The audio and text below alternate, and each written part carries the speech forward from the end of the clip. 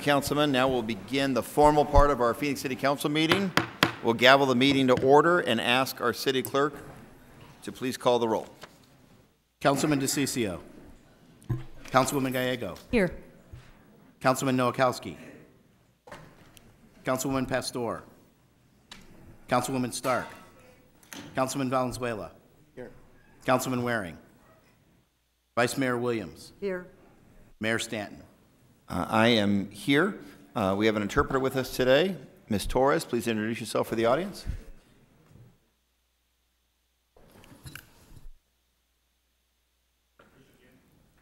Buenas tardes. Si alguien necesita interpretación al español, se les puede proporcionar el equipo atrás. Gracias.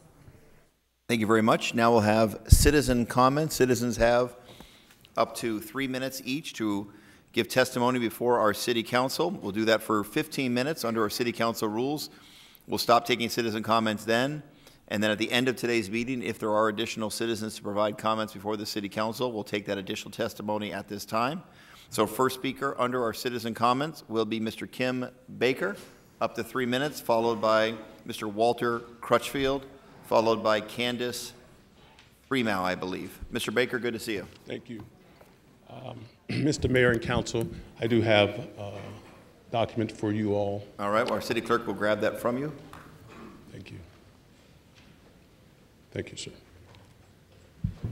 I want to thank you for this opportunity to speak to the council again. And this is still in regards to my son, Joshua Baker, who was pulled over by a couple of, look like undercovers now, undercover officers. I'm bringing a copy of the citation that was issued to my son on that day because I'm getting some conflicting information. Since the last meeting, I have had an opportunity to meet with officials from the police department. If you'll notice that the citation clearly cites civil violations. My son and his 2 companions, as I stated last time, was put in handcuffs for 32 minutes. His car searched, his backpack searched. And it's unfortunate that a soon-to-be 17-year-old young man had to face such aggression. The civil violations were easily remedied. The damage to my son is going to take some time. I'm being told that my son was under a criminal watch of some sort. No one will facilitate me, and my son was on his way to play basketball, he and his friends. What crime was he committing? And I'm not liking this dark area that I've been put in as his dad. I need answers. I thank Commander Conley for his facilitating and getting me in touch with those that I needed to speak with, but I'm truly getting conflicting stories now.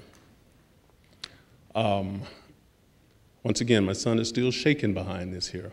And as his dad, I'm going to do everything in my power to get answers that's going to bring his little world back to a stable place.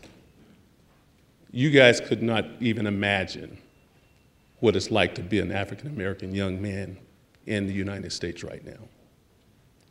As I said, resources, a helicopter called out over a civil violation, that's hard to explain to me. But that is what transpired. I'm hoping and praying that I can get the answers, not the ones that I need, the ones that justify this. Because I believe the city deserves the truth. I definitely deserve the truth. I'm hoping we can get to that point. So, Mr. Mayor, under whatever time you have left as the mayor of Phoenix from your office, all right, help facilitate this. Mr. Baker, thank you very much for your testimony coming down here today. Mr. Walter Crutchfield is the next speaker, followed by Candace Freemow, followed by Mr. Pat Vitt, if he is here. He's back. Thank you. Mayor Stanton, Vice Mayor Williams, members of council, Walter Crutchfield, 81 West Willetta Street, Phoenix, Arizona. I've had the privilege to stand here in front of you a number of times in my role as a partner at Vintage Partners, where we've delivered some very important projects, I think, to the city, the last of which was Uptown Plaza, and getting ready to deliver Arrive Hotel. Mayor Stanton, working with your vision to work with the historic neighborhoods and adaptively reuse and preserve buildings, we have done a lot. Today, I'm not coming in that capacity. 81 West Willetta and 84 West Willetta, where my daughter and grandchildren live, are immediately adjacent to 91 West Willetta, where Saturday morning at 2 a.m., Joshua Fitzpatrick was brutally murdered in our neighborhood.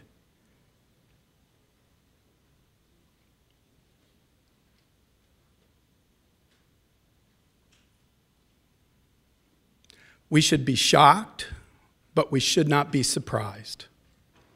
The level of criminal activity in the historic neighborhoods has only grown over the last year, and this particular location of a murder was only 40 yards from where an officer-involved shooting was some months before, and another fatality happened.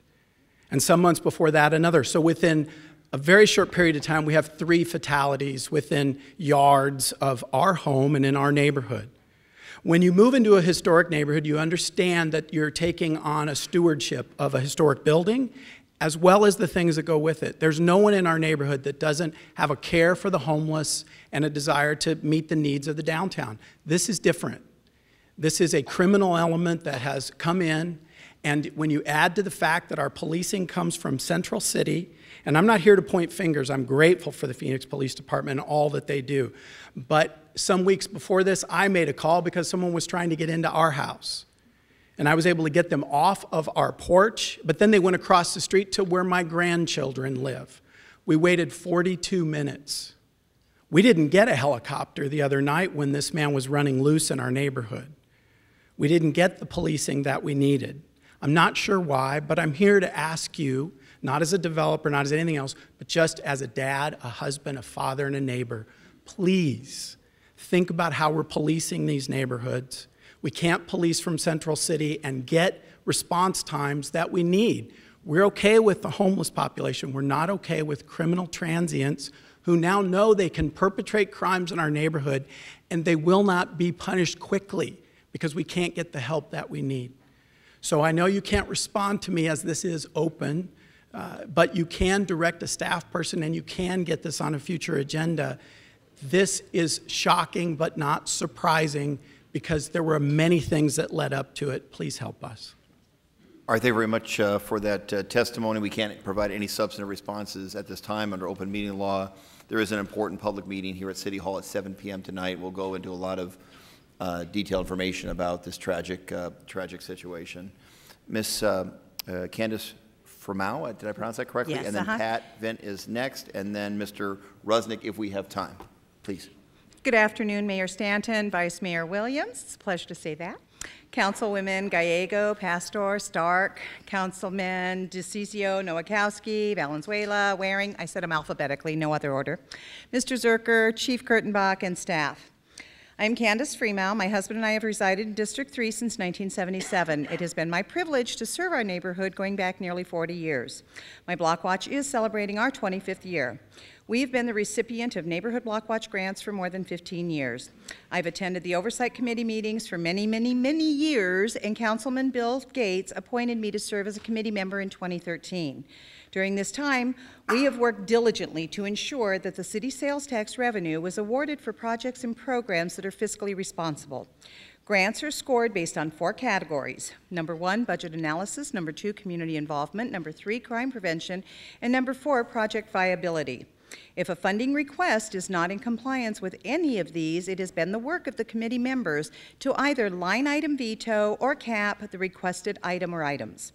Applicants have been able to appeal and further explain or clarify their intentions to address the concerns that the committee has. The appeals are almost always awarded. This has been the practice and custom in place since early on, probably 25 years. This year, for the 2018-2019 grant application cycle, Jill Saleha and Stacy Osborne Fry from the Fiscal Management Department have misdirected the committee and has not allowed for any line item vetoes or caps or waivers to be considered. Ian White attended the Oversight Committee on January 31st, rendered his quote-unquote opinion. Committee members respectfully disputed his interpretations. Subsequently, fiscal staff summarized his opinion but did not give any consideration to the committee members' input. As a result, on the March 1st, the vote to recommend funding to Veteran Safety Subcommittee was a majority of abstentions. We wouldn't even vote. But because there were positives, it did move forward. Fiscal staff has orchestrated an abomination of this neighborhood protection ordinance.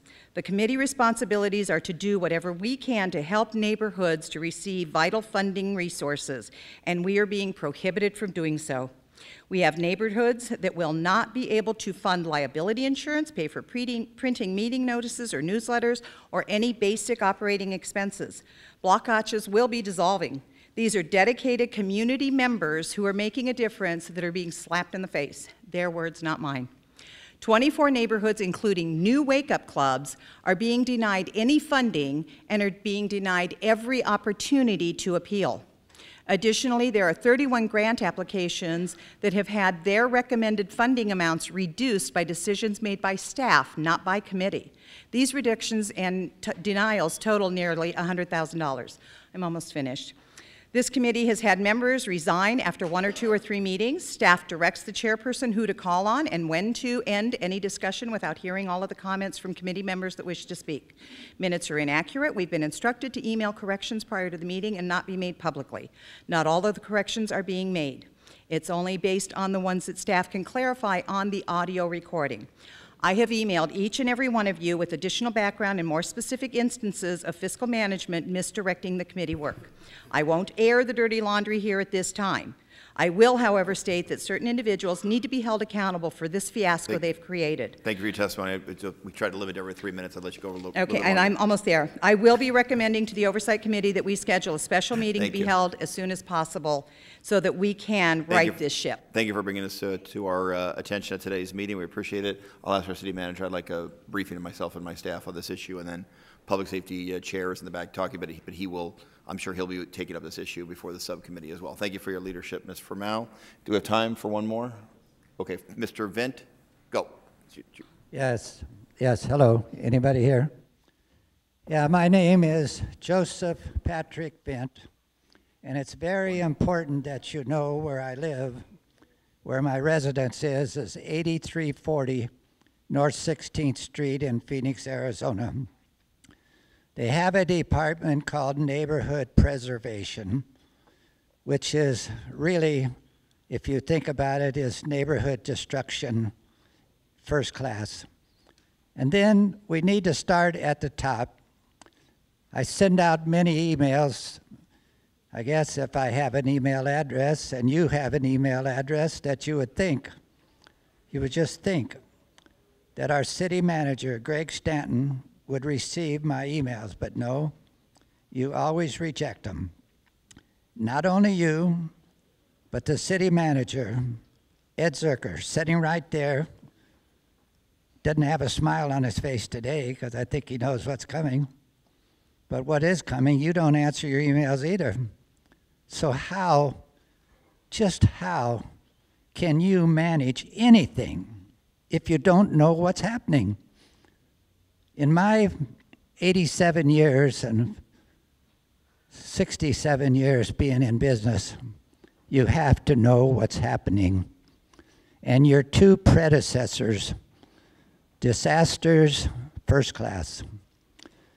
When they retired from the city, they said they never took a vacation. They never used a driver, which they can do because they're the #1 person in the city of Phoenix because they are the managers. They said they never took a vacation, so they said they were deserved, and they got $300,000 each when they retired. And now, at this present time, they're getting $234,000 a year retirement, And they're really not doing anything now, but it's a hell of a lot better that they're not here anymore. But the problem is we got to put up with you, Ed. If you would just please answer your emails, have a meeting. All we're asking for, John and myself, is to have a meeting with somebody.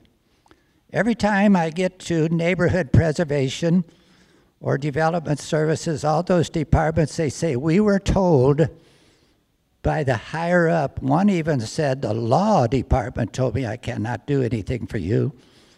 So if you're not doing anything for me, you're not doing anything for the citizens of Phoenix, Arizona. And it's growing by leaps and bounds, and every citizen that moves here is taking on a debt. 4.4 billions of dollars in the retirement program that both Greg Stanton, no, not Greg, Frank Fairbanks, and not Jerome Miller either, but anyway, they set this up, and thank you for your time. Bye. Thank you very much, Mr. Vint, for that testimony. He did refer to me during his testimony as a city manager, Mr. Zerker. I didn't mean to demean your reputation by having him refer to me as a city manager. Mr. Rusnick, you are next.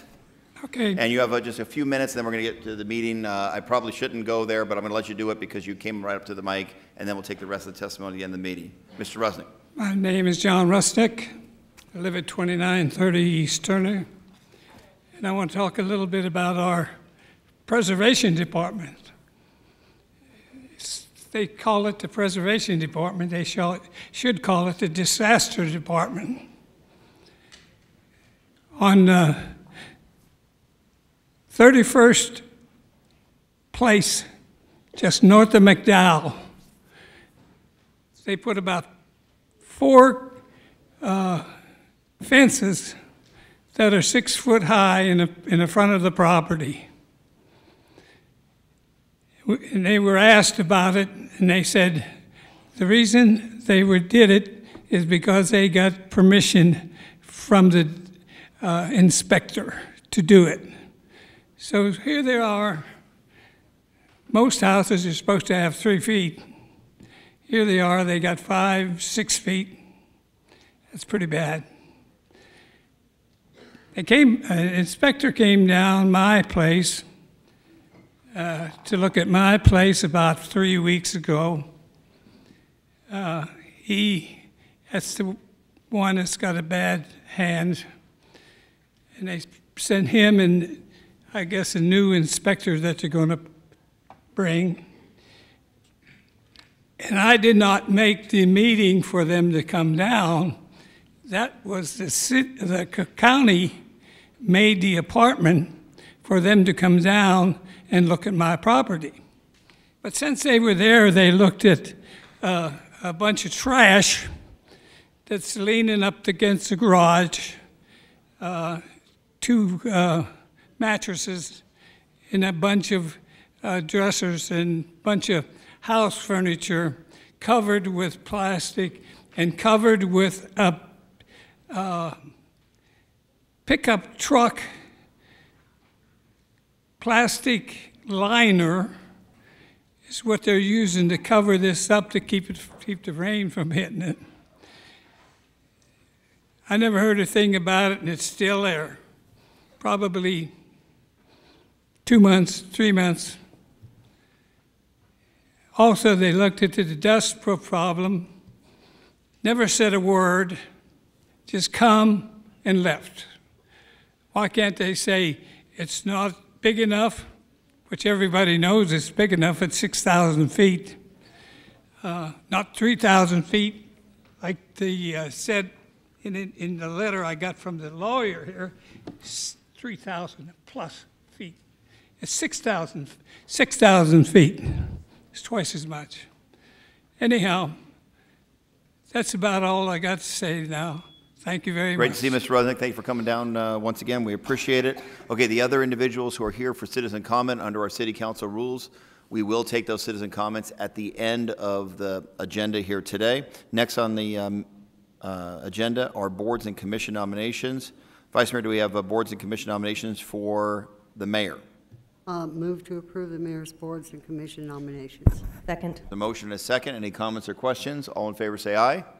Any opposed? That passes unanimously. City Council Board and Commission nominations.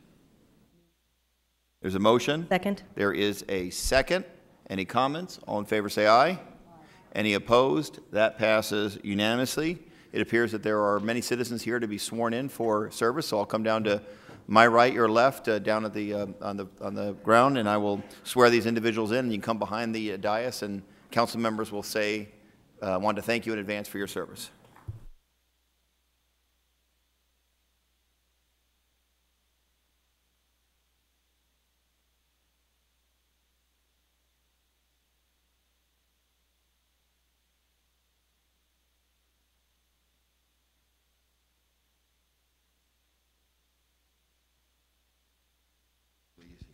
Please raise your right hand. I, and state your name, do solemnly swear that I will support the Constitution of the United States and the Constitution and laws of the state of Arizona, and that I will bear true faith and allegiance to the same and defend them against all enemies, foreign and domestic, and that I will faithfully and impartially discharge the duties of the office of, fill in the blank.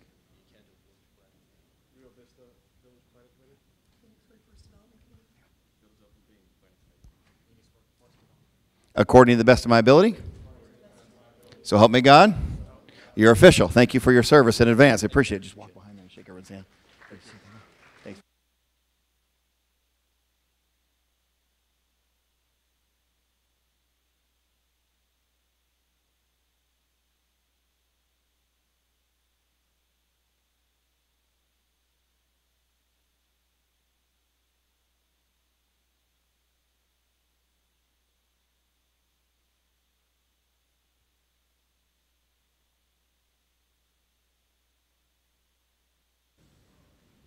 City Clerk, would you please read the 24-hour paragraph? The titles of the following ordinance and resolution numbers on the agenda were available to the public at least 24 hours prior to this council meeting and therefore may be read by title or agenda item only. Ordinances number G6441 through 6443, S44262 and 44401 through 44446, resolutions number 21622 through 21628. Thank you very much. Now I'll ask the Vice Mayor if we want to suspend the rules and take item 98 out of order. Before the liquor license, item 13, so moved. There's a motion to suspend the rules on item 98. There is a second. All in favor say aye. Any opposed? Okay, now we're on item 98.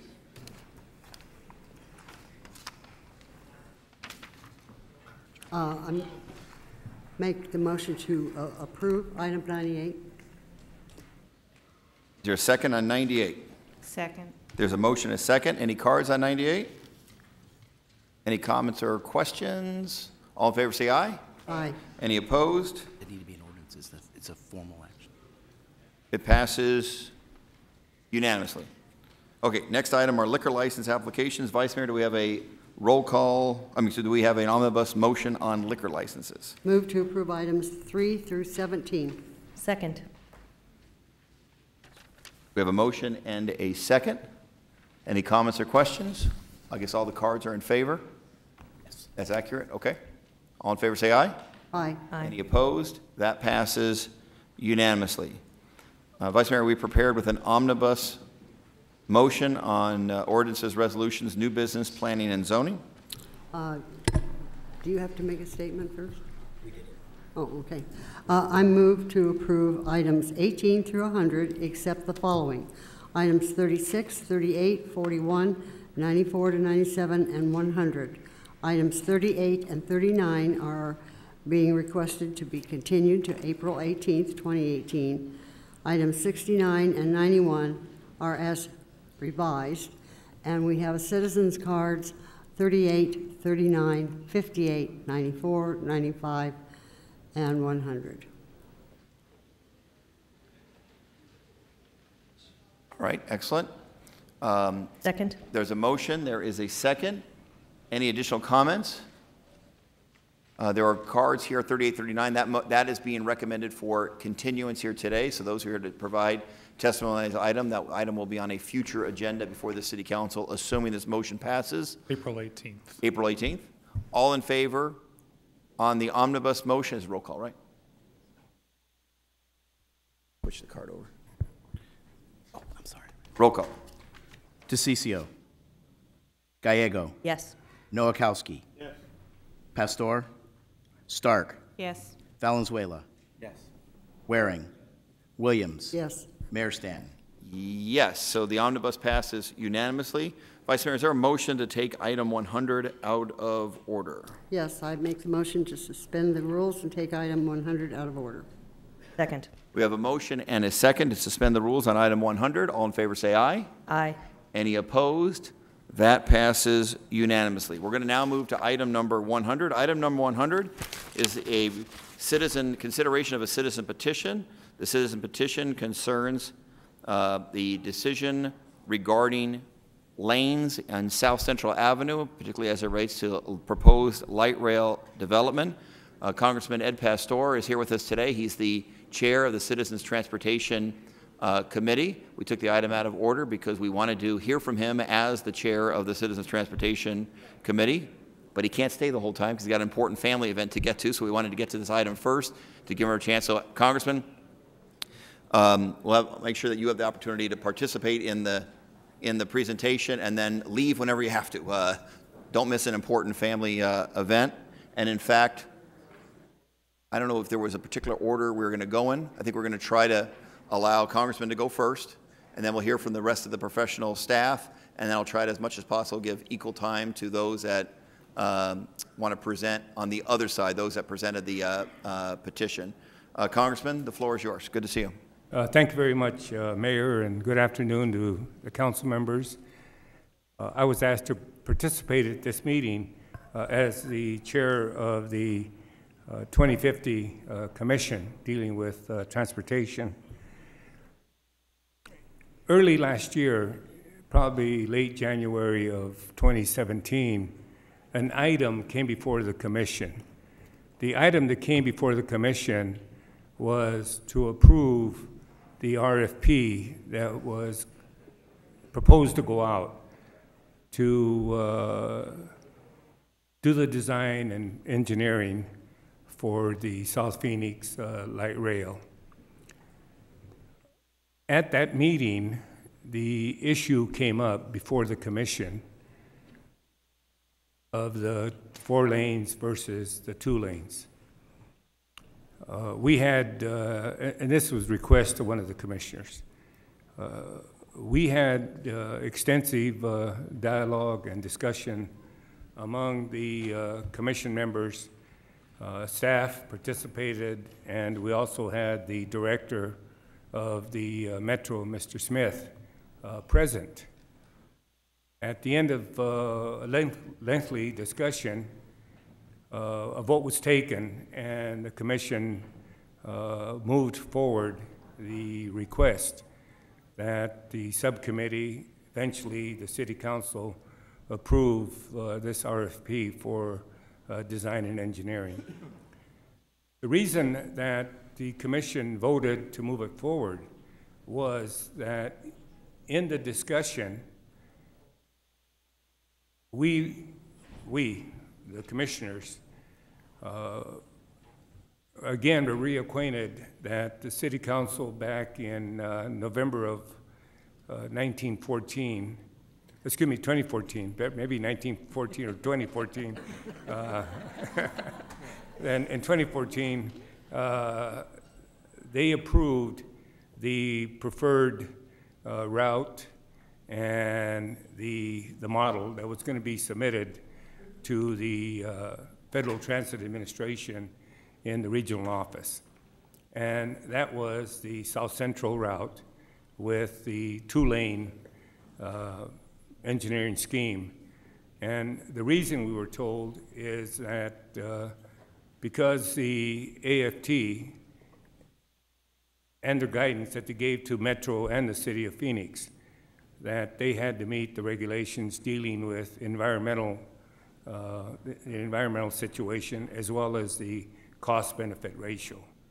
And with that model that the City Council had approved, that the expectation was that the AFT would look favorably. The AFT, the environmental impact statement was developed, and it took, I think, about a year, a little longer, and it went before the Federal Transit Administration. So it was their approval of the EIS that the city and Metro had submitted that the action came to us in 2017 to move forward with the proposal for the design.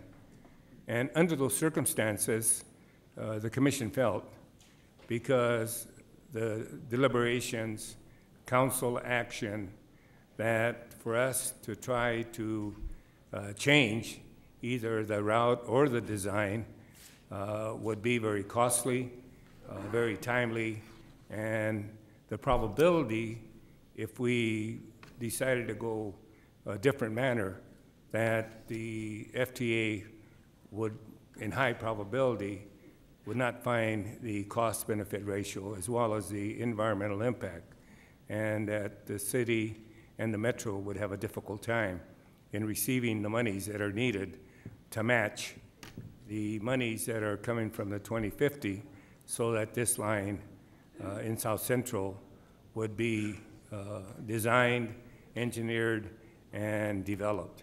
So since 2017 and the approval of the City Council for that RFP, much work has been done. And so it was our determination as a commission that rather than begin changing design or changing courses, that it was prudent to continue with the course in the process. And so the commission voted to go forward, and so today that action is still there, and I'm assuming that the RFP probably is about to be awarded or has been awarded for the design. So we've come a long way. I remember when the first 20 miles was proposed, that one of the errors that was done at that time was that there was not a South Phoenix extension. I think the public heard that the South Phoenix extension was something that was needed and was wanted, and it was part of the 2014-2050 vote. And now it has the funding, it now has the EIS, and we think, the commission, that the discussion pretty much has been determined, and in any course of action, any changes would probably be very detrimental to the development of the South Phoenix line, which we still believe is greatly needed and greatly wanted in the South Phoenix area. Thank you very much, Congressman Pastor, for that testimony, for your leadership on the Citizen Transit Commission. And of course, we owe you a particular debt of gratitude, because we wouldn't be even having this conversation about light rail extension if we didn't get the original route, which is largely due to your leadership in Washington to secure those federal resources. So thank you for all the work that you've done to make Phoenix such a strong transit city. I'll now open up to members of the council to any questions for Congressman Pastor. Seeing that this is time, Councilwoman, please. Maybe not a question, but an additional thank you. The voters in South Phoenix were pretty upset when Maricopa County passed Prop 400, the countywide transportation plan, that South Central was not included, that the South Side was not included, and we really owe an additional debt of gratitude to you for getting that planning funding so that we could continue to move forward, and then once we passed Proposition 104, really have the framework we needed in place to move forward. So Not only do we owe you a debt of gratitude for the original 20 miles, but in particular your leadership on making sure that the South Side was at the table in an important seat, because people were very frustrated that we weren't on the county level, but you and the city of Phoenix kept pushing forward, so thank you for your leadership in that as well. Thank you, Councilman. Any other comments, questions, or statements of love for Congressman Pastor? I just want to add to the Councilwoman's remarks that I believe that in late 2014, when the Tiger Grant was awarded to the South Central for the South Phoenix extension, that began the movement of accelerating and put the line to move forward. And we're now today probably in a quicker mode than we would have been had the 2014 monies and all the preliminary work cannot be done. So I congratulate the Metro and congratulate the City Council and the Mayor for their leadership, and thank you for allowing me to be before you and to represent you.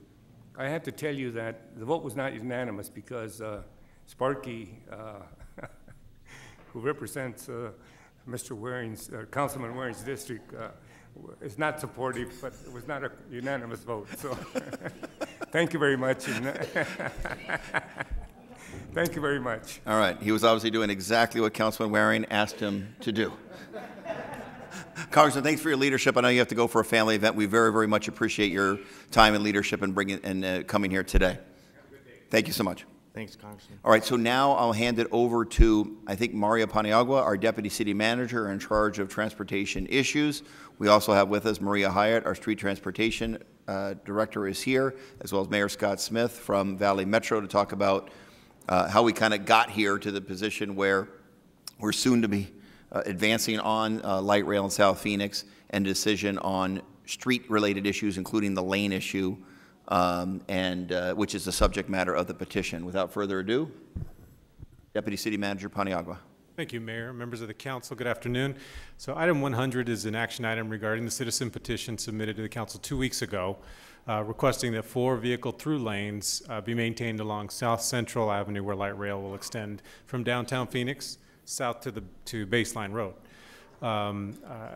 The South Central extension is going to add 6 miles to the 26-mile regional system, which is going to connect residents, students, and visitors to South Phoenix and other parts of the region through public transit. A large portion of the population of South Phoenix is transit dependent. The percentage of zero auto households within this area is 3 times higher than the rest of the county. And the percentage of area residents who use transit to commute to work is 4 times higher than the rest of the county. There's also a very large student population that will be well served by a light rail, with 13 schools and about 6,000 students residing within that area. Light rail along South Central will serve a very long overdue transit need while investing in the future of transportation for these residents. Many of you are familiar with South Central Avenue. It provides great richness to the city's history and culture. It's a unique place where people take great pride in being a part of the community. One example of the uniqueness is shown in these pictures, where it reflects many buildings along South Central Avenue that sit right at the front of their properties, close to the sidewalks and streets. At the same time, the amount of street space is very limited along several segments of South Central Avenue. That combination of factors is a great challenge in this situation, because further widening the street beyond what has already been approved and is currently being designed would result in demolition for many buildings and negatively impact many existing businesses. So after much analysis and vetting, stakeholders as a whole and the City Council made a decision to bring light rail to South Central years ago in a way that preserves as many of the buildings and businesses as possible to maintain the character, history, and culture of this community in the heart of Phoenix. The desire to bring rail to South Central, as the Congressman discussed, has been talked about for decades. And about 6 years ago, the official work began on the analysis of alternatives. The first South Central Extension public meeting happened in March of 2012. Later in 2013, the City Council approved a recommendation to make the locally preferred alignment Central Avenue from Jefferson to Baseline Road. At that time, the Council gave direction to continue to study and vet the station locations and the roadway configuration. So as will be discussed, the goal was always to see how 4 continuous lanes, through lanes, could be maintained, and a significant public process was underway at that time, and several community members provided input on all sides of the discussion. And then in November of 2014, based on the recommendation of the Community Working Group, the Council approved the station locations and the configuration of the roadway, recognizing that the goal to preserve the area character was a very important goal while moving forward with the substantial transportation investment. The Council at that time also approved starting the federally required environmental assessment, and that took place over the following 2 years. Within that time, voters approved Proposition 104, which included the South Central Rail extension right on the ballot. And then in January 2017, the project received clearance from the federal government, from the Federal Transit Administration, and the City Council approved moving forward with the final design about a year ago. Because the extensive public outreach process is such an important element to this discussion, Jesus Sapien, our light rail administrator, is going to cover more about what has been done to ensure notification and consideration of public input. Good afternoon, Mayor and Council. Thank you for the opportunity to speak today.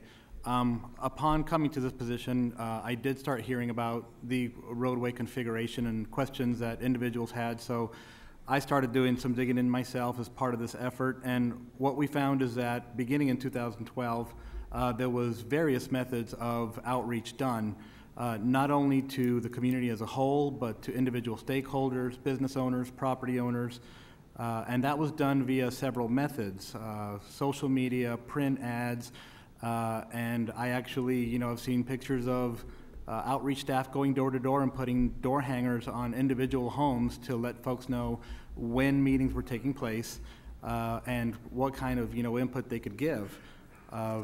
So that started in 2012 and has gone forward since. And as a matter of fact, a lot of those stakeholder meetings continue to go on so that we can outreach to those individuals, whether they're a business owner, resident, or property owner, so that we can talk about how to address some of the concerns and some of the impacts that may occur to their property or business. What you see on here is just a sampling, a very small sampling of some of the organizations that were outreached in anticipation of moving this project forward, as well as discussing several aspects that went into the environmental analysis and the lane configuration. A lot of these organizations were met with several times, and again, it was a lot of open-ended type questions, so that, and what I mean by that is that they weren't specific meetings to discuss only one issue. Anyone could come in at any time and bring up any aspect, any concern they had, and then we would have those discussions at that time to find out what we can do to address those concerns. And so one of the other pieces of information that I've seen in looking through the history of this is the diagram that you see here, which is what was shown at public meetings. It does show the lane configuration as was approved by council in 2014 and how it would look, how it would work, and at that time it was shown so that individuals could see the improvements that were going to be made to the areas adjacent to the alignment, but also how traffic flow would work, how pedestrians would work, how basically all the different elements of the improvements to the area would flow together to do exactly what Mario said, improve, enhance the area, and provide that service to the general public. And with that, I'll turn it over to Scott Smith so he can provide some background, some further background on the history of the project. Thank you, Jesus. Mayor. Thank you, Jesus, and Mayor, members of the council. Thank you for this opportunity. This is sort of like deja vu for me. I think it's on. Yeah. I feel like I'm reliving a little bit. 9 years ago, I was on your side of the dais, and we were having a discussion about extending light rail through an area that had a great history, embedded businesses and retail, and a legacy and a culture. It operated as a neighborhood and a village, and the question was, what would the impact of light rail be? Taking up this street, which was Main Street in Mesa, also was a challenge because you had a very narrow street. You didn't have a lot of real estate. And so the question was, how do you take something which is done by a community with a complete belief that that kind of investment will raise and elevate a community, which I believe it will do, and yet maintain this culture, maintain this sense of community and the legacy of the community. At this time, when you make those kind of decisions, there's no perfect win-win, but also this is not a zero-sum game. And so what you do is you start out with saying, how can we accomplish one and perhaps maintain the status quo? It isn't always possible, but you start out that way. And as Mario said, in this case, we started out with the idea, or Valley Metro started with the idea that we would maintain 2 lanes, the status quo existing traffic lane configuration and turns and everything as is. And if you can make that right, that's great. What we found out, though, is that we could not accomplish both goals to the optimal level. We could not bring light rail in and also completely preserve the heritage. Well, without wanting to sacrifice one or the other because both were important, we looked at the impact of maintaining 4 lanes, and we found that it was significant. As Mario stated, it would, by widening the roadway, you would not only impact business, you would impact actual buildings. As a matter of fact, almost 80 buildings would be destroyed partially or complete, required if we increase the laneage by 4 lanes, to 4 lanes. The question then became, what can we accomplish, what can we do to accomplish something which minimizes that impact? That's when the roadway, the single lane was considered. Bringing back the idea that we could put light rail in, provide that benefit, that economic input, but also maintain traffic flow was something that engineers and traffic planners in the community discussed and studied, as Mario said, for a long time, and for many meetings in many different places. And we believed that we could achieve an optimal input with the light rail, but also minimize the impact on business. We could also avoid something which was absolute. If we widened the roadway and we took out buildings, we knew that would have a negative impact. There's no other way to say that if you destroy a building or even change a building, you're not going to negatively impact. However, it's always debatable whether changing lane configuration will actually impact the business. We understand that. We know that passions are high and that people believe that if you take away a lane, that you somehow will impact the business. I can tell you that, going back to my experience, that has not been the case in Mesa, for example. We reduced the lanes from 2 lanes to 1 lane in downtown. And we find that the traffic flow has not been negatively impacted. As a matter of fact, traffic count has gone up. I'm not saying that's exactly the same thing that will happen on Central, but we have had a positive experience, and we do realize you can do both. So what was the study that showed us that this would have an impact? This is a detailed map that Valley Metro prepared that it covers a little over half mile along Elwood Street. Those spaces that are marked in, well, it's a red or a dark burnt orange, are buildings that would have to be either completely destroyed, removed, or the face would be cut off and moved out and done. Physical changes to those buildings. As you can see, in that half mile, I believe there's 10 such buildings. Along the entire area south of the river, that's almost 80. That's with 4 lanes. That's the same stretch of roadway with 2 lanes. As you can see, there's not a single building that has to be physically changed. So the fact of the matter is that we strove and I think accomplished the objective, which was to bring light rail and this put large hundreds of millions of dollars investment to South Central, connect to South Phoenix, but impact the buildings in a minimal way, mitigate that change, and also be able to do it by certain items related to the traffic flow, related to the street design, that we believe will minimize that impact. And since I'm not a traffic person, but Maria is now, I'm going to turn it over to Maria to talk about some of those things, those considerations, both from a traffic flow and also from a safety, because safety also factors into this. So Maria. Thanks, Scott. So as Mario mentioned in the timeline first in the presentation, he mentioned that the City Council, you all approved the locally preferred alternative back in December of 2013. But that vote held out two things. One was the lane configuration, and the second one was the station locations.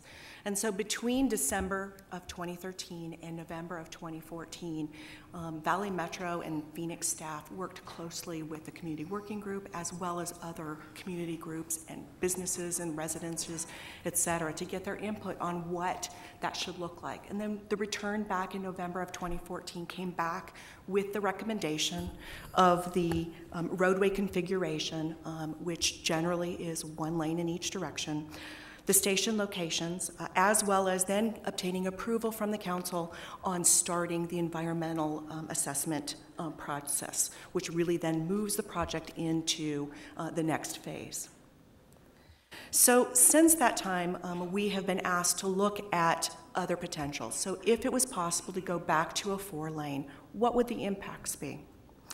So our staff looked very closely at what narrow lanes, and to be honest, we looked at a 10-foot lane because that would be about the only way you could get 4 lanes in.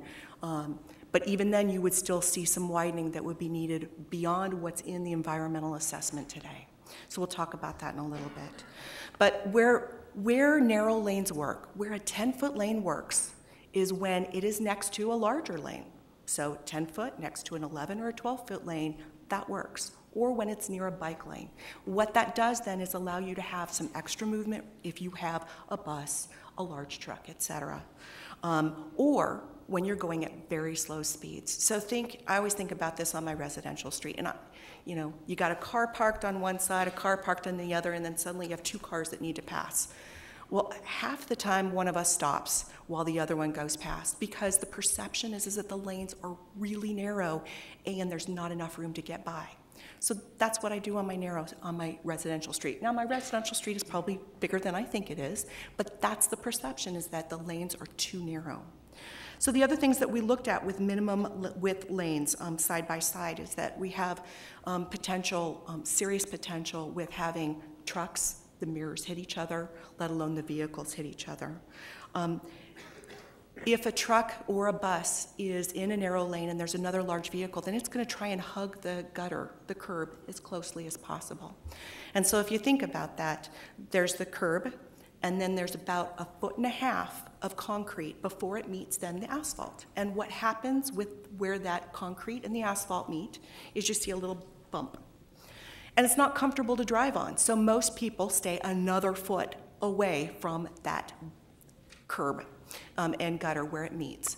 And so you lose about 1.5 feet before any car wheel comes on the right lane. So we looked at how that would impact a 10-foot lane, and it narrows down that lane even further.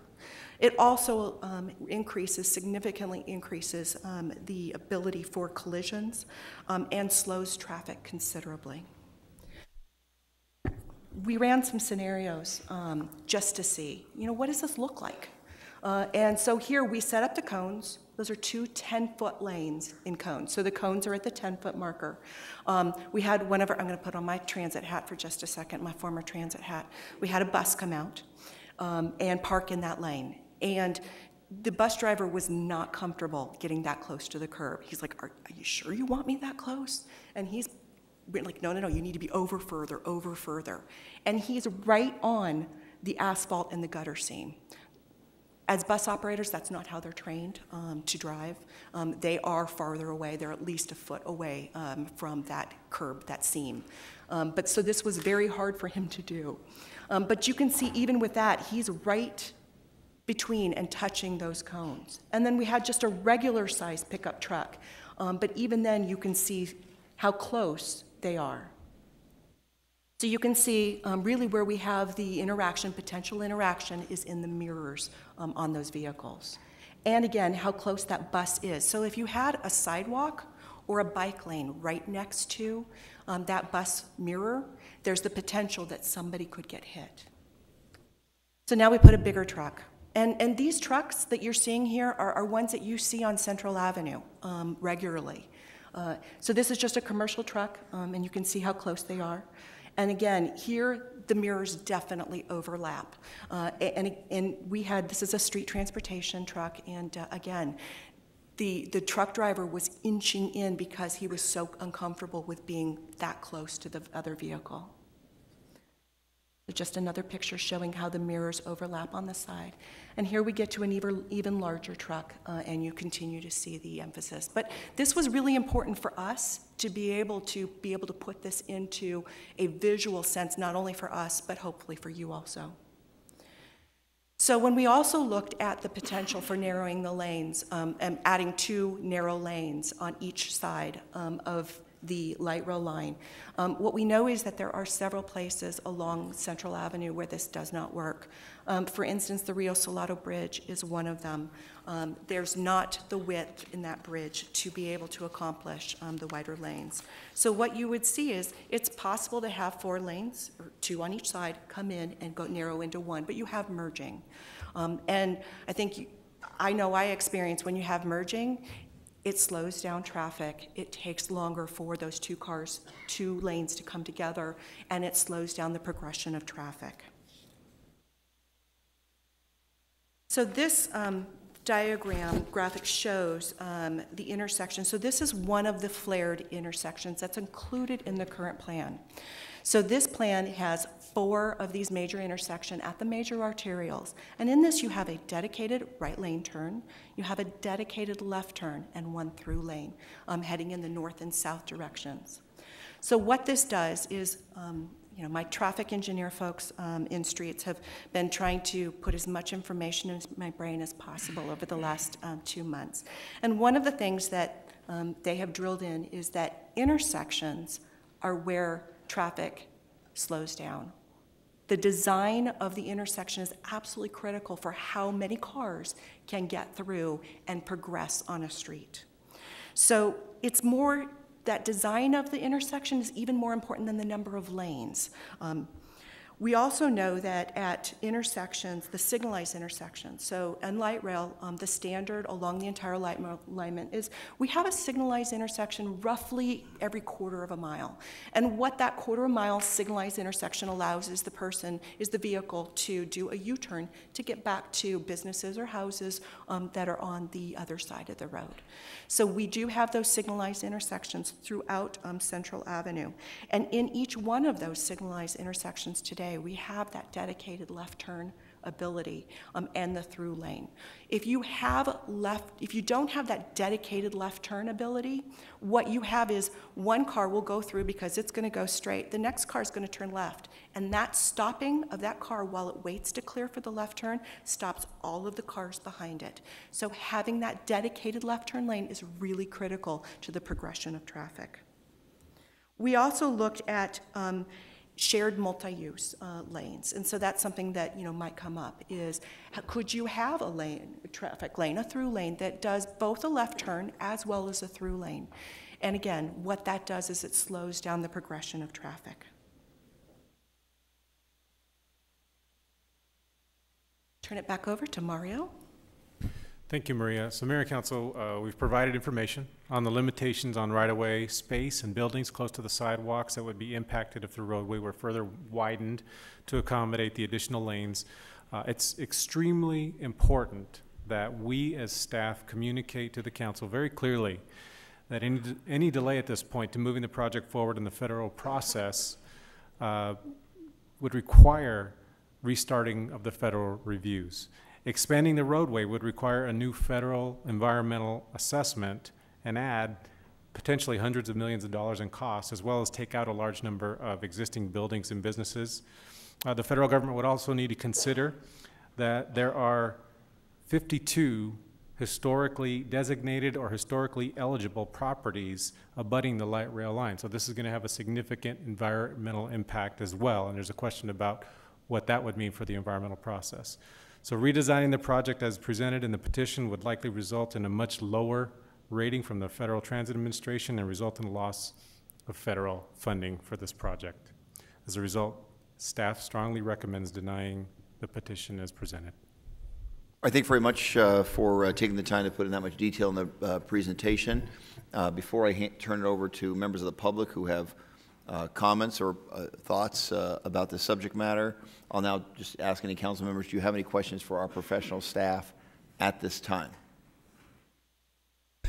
Councilman Nowakowski, please. I have some questions.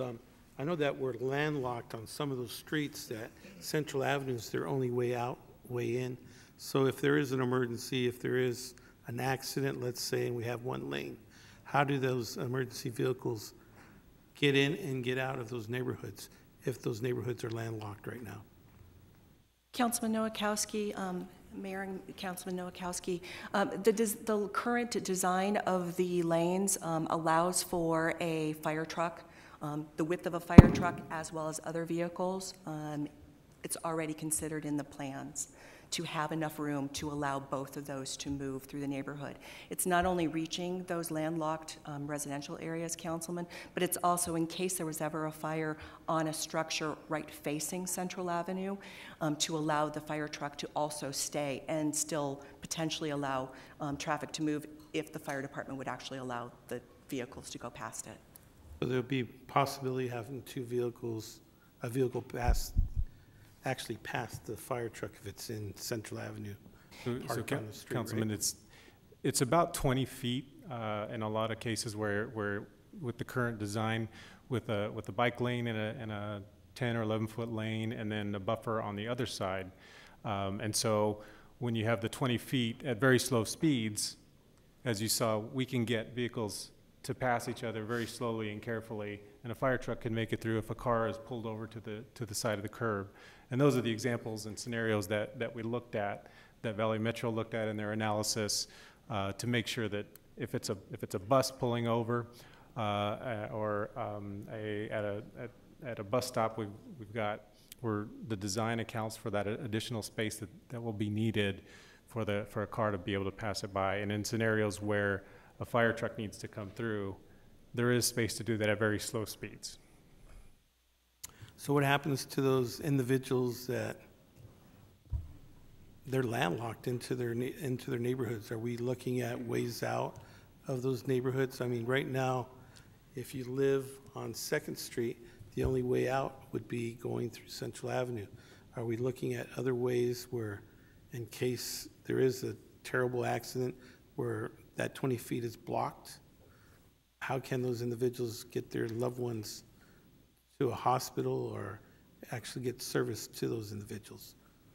Councilman. And I think it's unique because South Phoenix happened to be a county island at one time, and the streets weren't designed, so you have a lot of cul-de-sacs that are going into land or ranches or houses.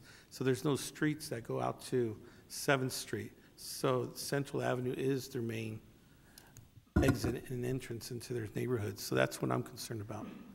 Councilman, there's you and I visited a neighborhood that's exactly that, where their only way in and out of that neighborhood is to and from Central Avenue. St. Anne, St. Catherine, and St. Charles, right, are the 3 streets that you can only get in and out from Central Avenue. And so one of the things that we're working with Valley Metro on, along with our streets department, is extending 3rd Street north, because that right now you can only exit on one of those east-west streets. So if we're able to take 3rd Street all the way up to Alta Vista, that would mitigate the impact of rail coming in there, and with their only in and out access being along Central Avenue. So that's one of the things. That's one of the examples that we're looking at to deal with those kinds of situations. Yeah, because we have quite a few funeral homes, and when there's a funeral, it just blocks up Central Avenue as it is now. So I'm just concerned about that. The other thing is, I know that back last year, April 19th, Councilwoman Pastor asked for a full comprehensive traffic report. I haven't received that. I know it was going to the subcommittee, the Transportation Subcommittee. I don't think they've ever heard that. They haven't received that. And I know that we received in the past a video that you created showing us ins and outs, but I was hoping to see more of a full report where we talk about peak hours, the trips on the weekends, weekdays, that we can look at your proposed lanes that you have, traffic controls, trips generated from what point to what point, and also turning lanes analysis and site plans and all those different what a traffic plan should be given to us. I haven't seen one of those yet. I'm just asking, has one been generated, and who actually has that plan, and why haven't we seen it yet? That was close to a year ago. Councilman, the video simulation that you mentioned that was shown to you was based on that analysis, and there is a report that includes all the data that backs up that video simulation, and so we will make sure to get you that information in that report, and then whatever information you feel like is still you'd still like to see, we can work with you and see if we can provide you that information. And if I might, council member, there was a very detailed, as part of the environmental study, traffic study performed, more detailed than a normal even traffic study does. And one of the findings of that centered on the throughput of traffic, because at the end of the day, regardless whether you have 2 lanes, 6 lanes, 12 lanes, it's how can traffic get through an intersection and how can it get down the road. And one of the findings of the traffic study in the environmental is that, I think except for all but one situation, the ability to go through an intersection, the congestion did not change going from 2 lanes to 1 lane. As a matter of fact, in one it went down by 1 level, and one it went up by 1 level. But in all cases, it still is an acceptable range. Once again, we may stripe this for 1 lane, but it's a very large 1 lane. It's just not large enough to safely and securely allow traffic to go full time at higher speeds. But it's not like it's narrowing down to where it's pinching into one very narrow lane. What we found is that when you have 1 lane, it does allow for a, and this is what we found from experience, for example, in downtown Mesa, that with single lane, you don't have people changing lanes. You don't have people backed up like you do on a 2-lane, which causes traffic to slow down. So you get actually a more fluid throughput. So in many ways, while your common sense would say, well, wait a second, I only have 1 lane, this can't be as good. Actually, the way that traffic plays, it actually gets a better throughput. As a matter of fact, in Mesa, we found that the traffic counts on Main Street have actually gone up. They're putting more cars with less congestion in that stretch of road than what happened before light rail went in. So it does show that with proper engineering and with proper striping, we can actually achieve that kind of throughput. And what we also found out is if there are cars that leave the area, basically those cars are cars that were driving through the area, not to the area. They're cars that in this case will be driving from Baseline to downtown or downtown to Baseline, who had no intention of stopping and shopping in there or using those locations. And the reality is that we would prefer that. We would prefer that they take another route, 7th Street, 7th Avenue, and our design anticipates that there will be some movement of traffic away from Central, flow-through traffic away from Central, so we can maintain local traffic, which does patronize the local businesses. And I believe that the request was also how it impacts the local businesses along Central Avenue. I'm not sure if that's a part of that traffic study also. The traffic study shows, we'll need to bring that forward to you, Councilman, but the traffic study shows what happens with the traffic as you saw in that video simulation, and what levels of congestion are reached or not reached with the new configuration. And so the analysis for impacts to businesses would be based on the number of vehicles and the level of traffic congestion at those peak times.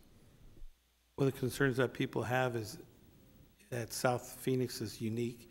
It's different from Mesa, it's different from other cities, and that basically it's not a grid system that we had. It was county islands at one time, so it's different. There's a unique needs there. The other thing is we did ask for how it's going to impact the businesses so that we could take it out to the businesses to show them that there wouldn't be an impact on traffic going in and out of their businesses once the light rail was fully up and running. And I'm not sure, I haven't received that, and I haven't seen that go through one of our subcommittees yet. And that was asked back in April of 19 from Councilmember Pastor that was concerned about that. So I'm not sure if that study's done. I know that we've seen a video, but the video's not what we were asking for. What we have done, Councilman, is extensive outreach and meetings with the individual businesses along the corridor. In fact, I was talking to staff today. Marcus Coleman is one of the staff members that's assisting with our outreach, and he's over the last year had 100 meetings, one-on-one meetings with the businesses out there, and that's frequently the topic of discussion. And so that's the approach that the city and Valley Metro have been taking, is to sit down with each of those businesses and talk through those issues. Any business that's willing to meet with us, those are the kinds of things that we're approaching and talking about the impact of traffic. That study provides the basis for a lot of those discussions that we've been having with those businesses. And also, as part of the design, we are also completely replacing the curb gutter sidewalk on both sides of Central. The idea being to look at access. For example, driveways that may have been put in 10, 20, 40 years ago and certainly aren't designed for today's traffic and today's situation will be redesigned, will be widened, will be flattened, will be designed in a way that will improve accessibility off of Central into the parking lot or the street, or off the street, the parking lot, onto Central. That's all part of the design and the construction that will be undertaken as part of this project. Mr. Smith, does that mean that you will be paying for those changes, or do the business owners have to pay for that? The business owner, Councilmember Williams, Mayor, the business owners will not have to pay for those things. As a matter of fact, those are most of that is included in the project cost, the replacement of the sidewalk. Where there are things special, we are working with City of Phoenix to ensure that those changes can be made, and there will not be a charge to the businesses or the landowners. They'll be either covered within the project budget or through some ancillary program working between Valley Metro and the City of Phoenix. Thank you very much. Additional questions by members of this council for our professional team? Obviously, they'll be here throughout to answer any additional questions that may come up by the citizens who will come here to testify on this issue. All right, we have numerous folks who are here to provide testimony, both in favor of the citizen petition and opposed to the citizen petition. I will start with Mr. Contreras, Antonio Contreras. He is the petitioner, and I will give you I don't know, how much time do you think you need? 3 minutes. How many? 3. Oh, okay. Well, you can have a lot more than that, since these guys went on a long period of time. Now, typically we don't count our professional staff time towards speaker time, but in this instance, because they were sort of on one side of the issue clearly, I wanted to give the folks in support of the petition additional time. So take 3 minutes, but if you need more, no pressure. Good to see you, Mr. Contreras. He's the petitioner. The floor is yours. Thank you. I appreciate it. Good evening, Mayor, councilmen, women, and everybody present. My first thing that I want to talk about is your extensive community outreach. I'm a student, resident, and my mom's a business owner, and I haven't heard of this at all. This is this is new to me right now, that you guys want to put a light rail through down our Central Avenue. So I've witnessed our business reach great economical heights and also lows during the recession. We've worked our way back up, and our clientele as well, we've worked it up on seeing, and the current construction of the light rail with 2 lanes, one going north, one south, I believe would hurt our business. One, because the amount of traffic during construction will make people want to avoid Central Avenue, and the 1 lane north and southbound will create a clutter of traffic that most people will tend to want to avoid. These are my concerns. My 3 siblings and I, being part of the next generation, have aspirations to go to college, be successful, and this is our means of paying for that. And I'm concerned that this construction of light rail will greatly affect our means of paying for college. Lastly, I hope that our 0.4% sales tax would go to something that won't hurt my future. There are many that agree with me. The petition that we proposed, we have over like 3,000 signatures. And that's just in a short matter of weeks that agree with us on this matter. So, thank you. Thank you very much, I have Mr. a question for Mayor. Councilman. You have a question for Mr. Contreras? Yes. So your family business is right on Central Avenue? Yes, sir. And it's right adjusted. It's going where the light rail path is, right? Yes. All right, thank you. And just to be clear, I think we're being handed petitions. Is that correct? Okay, thank you so much. Okay, and I'm going to try to generally kind of go back and forth on either side, so we hear testimony going back and forth on both sides. Vicki Anderson, did you provide testimony on this item? Please come forward. And then followed by, is it Cito Lee? You'll be following Ms. Anderson. Ms. Anderson, please. Thank you, Mr. Mayor and Council, for listening today. I own 2 properties as well as a resident of Central Park. I am qualified, I think, to speak as I'm supportive of the light rail. I have been in this process since 2012. I have drugged my daughter, who was 3 at the time, to these meetings, so I'm not here to debate why I think light rail is so important, because my 5-year-old, at 5, my daughter could tell you why light rail was important to her. I'm here today because I've been through all of these meetings. I've been notified. I've sat through them. I'm on the art committee for the Buckeye Stop. And I'm coming as an educated taxpayer. I voted to fund these projects. And so I'm here today. If you go with option A, as an educated taxpayer, I want you as a council and the mayor to tell me how you're going to pay me back and other taxpayers for the waste of money on this approved project in 2014. The people in opposition had the exact amount of time I had to support it to oppose it. And I am angry as a taxpayer that we are still debating this and that we're taking up my time, other people's time, because this was approved in 2014 to go forward. Okay, and if you can put a stipulation on there that these business owners and people in opposition should pay us back as taxpayers. Because again, people say that they never heard this. It started in 2012. I was at those public meetings. I heard opposition then. They knew it was happening, but the fact is, in Central Phoenix, we don't think it's going to happen. So we sit back and say, oh, the city's not going to do anything for us. We're really not going to get light rail. Well, now it's an opportunity, and I'm asking you not to miss this opportunity to support the residents of South Phoenix. Thank you very much for your testimony. Hey, Mayor, I have a question. Councilman, please. So what part of town do you live in? Or what are your businesses on? Excuse me. Yeah. Ms. Anderson, I apologize. Councilman had a question I'm for sorry you. about that. Go ahead. Same question. Is your business right on the light rail on Central I'm a Avenue? resident. Okay. I own 2 properties, and I'm in Central Park. So I'm at 2nd Street and Central Park. Right.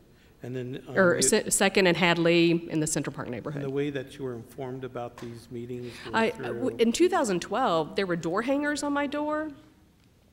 I'm sorry? Well, please, Ms. Anderson has the floor, so please go ahead and answer your question. We'll try to give her as much, and just like I'll ask all speakers to try as much as possible. Let the speaker speak, please. Okay. There were door hangers on my door. I was active in the neighborhood with the community, so PRC had a lot of input, information out. I would get emails. After the first meeting, I would get emails. So I knew what was coming up because they ask you to sign in. So there were subsequent meetings as well. I mean, not just one meeting. There were subsequent meetings that, as I said, my daughter can attest to because I drug her to all the public meetings. So, and I do remember a meeting at the Audubon Center, and I can't remember what year that was, but there were both sides, and so there was a lot of opposition. And at that time, if there were that much opposition, it seemed to me logically that would be petitioned at that time, not wait till we're in design and have used our money to support this design, to then be thinking about Okay, not thank you. going forward. I just want to figure out how you got the information. Yeah, for the I got it in minutes. several Thank you. different ways. Thank you. Thank you very much for that testimony. Ms. Sanders brought up the question, why are we here? We are here because under our city charter, citizens have the ability to bring issues before this city council. Any citizen can come and ask that the city council put on an agenda items of concern or issues that they'd like to bring up. And since we follow our charter, as we should, that's why we're here, because citizens avail themselves of that opportunity under the city charter. Mr. Lee? And then followed by Johnny Hernandez. Good afternoon. My name is Saiho Lee, and my family has owned a commercial property in South Phoenix called Central Mart for 27 years. We are a group of 10 small businesses, and we serve the community with a variety of goods, including discount clothing, school uniforms, electronics, cell phone repair services, barber services, and more. I want to share some of my concerns in the hopes that you will consider delaying light rail construction while the appropriate groups can review and hopefully redesign the South Phoenix light rail to maintain 4 lanes of traffic.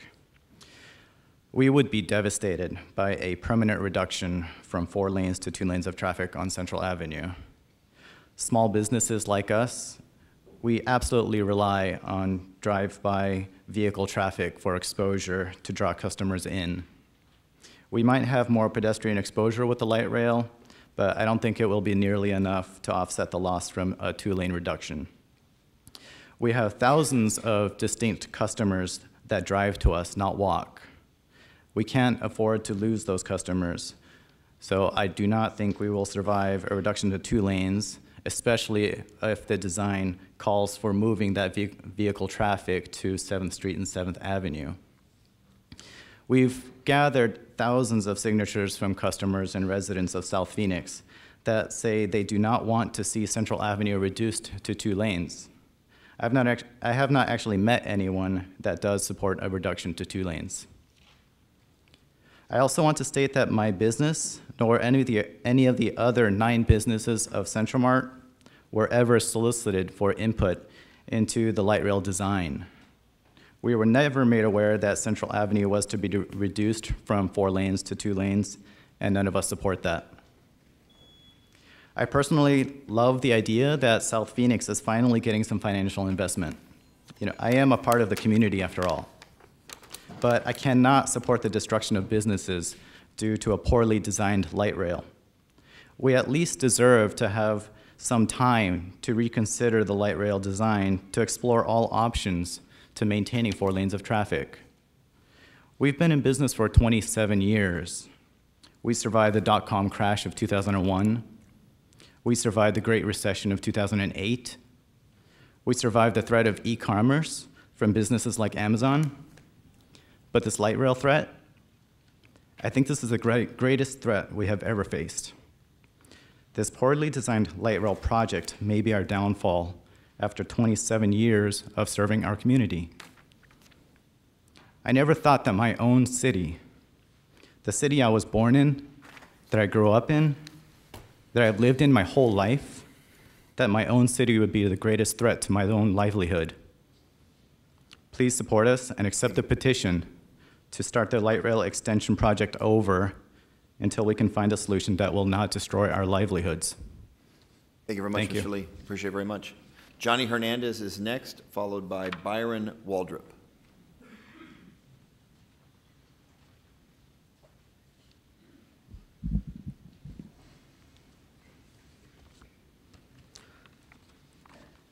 I want to start by saying good afternoon to the mayor and city and council members. My name is Johnny Hernandez. I am a resident of District 8. My family has lived in South Phoenix since 1965. I am an everyday rider of public transportation. It's very difficult to move around South Phoenix on just the bus system alone. When I was going to high school, I had to get up at 4 o'clock in the morning to catch the 6 o'clock a.m. bus going north to get to Thomas and 19th Avenue, just to go to school. There's many residents, as it's been stated before, that solely depend on this mass transportation. and you guys want to take it away from us. This is our only way to move around. Last night I had the opportunity to go to Poncho's restaurant on South Central Avenue. They got a big banner that says 4 lanes or no train. Honestly, we went somewhere else. And these are members. I've talked to people who live on the landlocked areas of Broadway, all the way to Dobbins Avenue and Central. This is something we want and we need to move around, to have a better job, to go to school. I am a student at ASU, to do basic things, to go to the grocery store. Nobody could go grocery shopping on the city bus without having your groceries spoiled.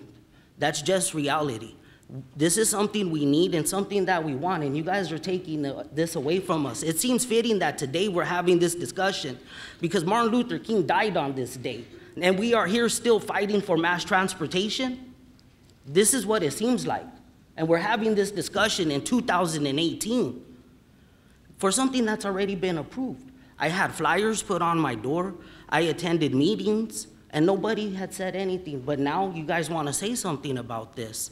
I've talked to community members who live in South Phoenix. Please direct your comments. I've talked to community members who lived in South Phoenix who don't feel comfortable in speaking at this council meeting right now, who asked me to come. That's why I am here. Thank you for coming. Please do the right thing and deny this petition for the people who need it the very most, the people who live on the margins. I am fortunate enough now to be graduating from ASU and on the future and the path to a better life. But there's individuals who are not seeking a college education, but just want access to a good job. Thank you for and your now this is being denied. So I want to say thank you. And thank you so much. Thanks for your testimony very much. How about Byron Waldrop is next, followed by Mr. Sean Sweat.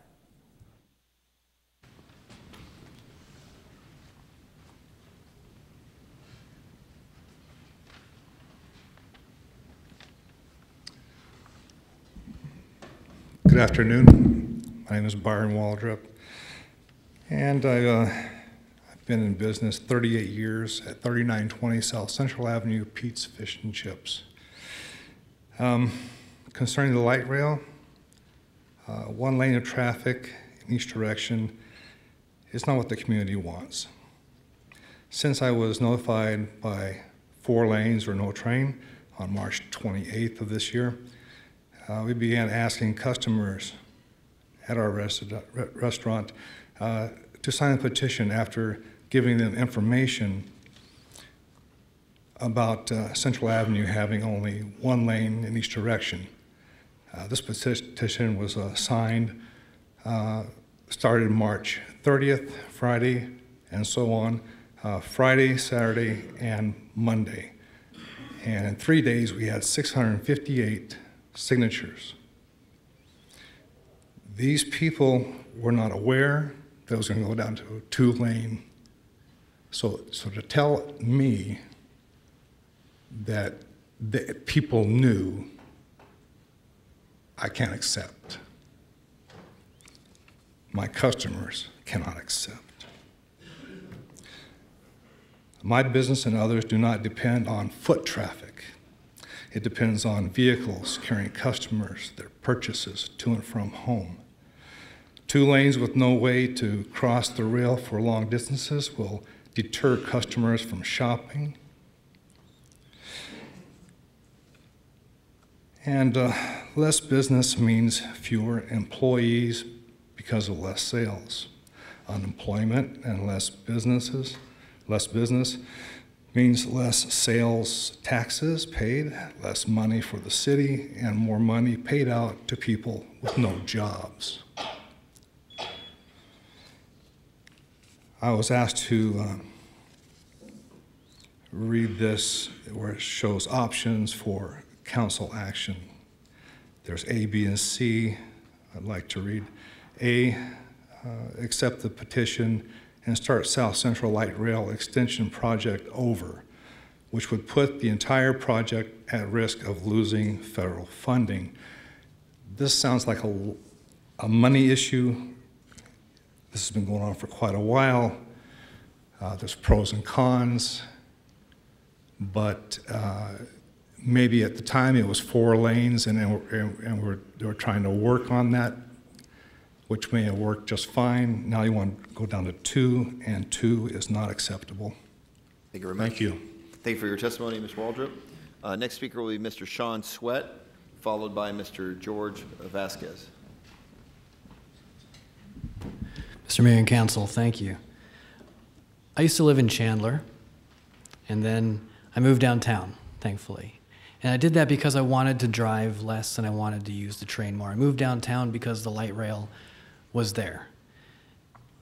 And whenever I'm choosing where to go buy some dog food or a light fixture or a book or some dinner, I choose places along the light rail. That's a purposeful life decision that I'm trying to make, and there are a lot of people in Phoenix doing the same. So South Phoenix isn't on my radar right now because it doesn't have easy transit. And I would love for that to change because there are a lot of things in South Phoenix that I would love to experience more often that right now would be difficult if I'm trying to use transit all the time. So I look forward to the opportunity to ride the light rail down into South Phoenix, and I think that would do wonders for connecting the downtown community and the South Phoenix community, as well as in Uptown and in East Phoenix, where the light rail also goes. So I would ask that you deny the petition so that we don't slow down this project in the best case or kill it at the worst. I think this project is extremely important, and I think it's very well designed, and I hope we move forward. Thank you. Thank you very much, Mr. Sweat. Next speaker will be Mr. George Vasquez. He still here? And then followed by Lyle, is it Plucker? Is Mr. Vasquez here? Oh, here it comes. Okay, thank you.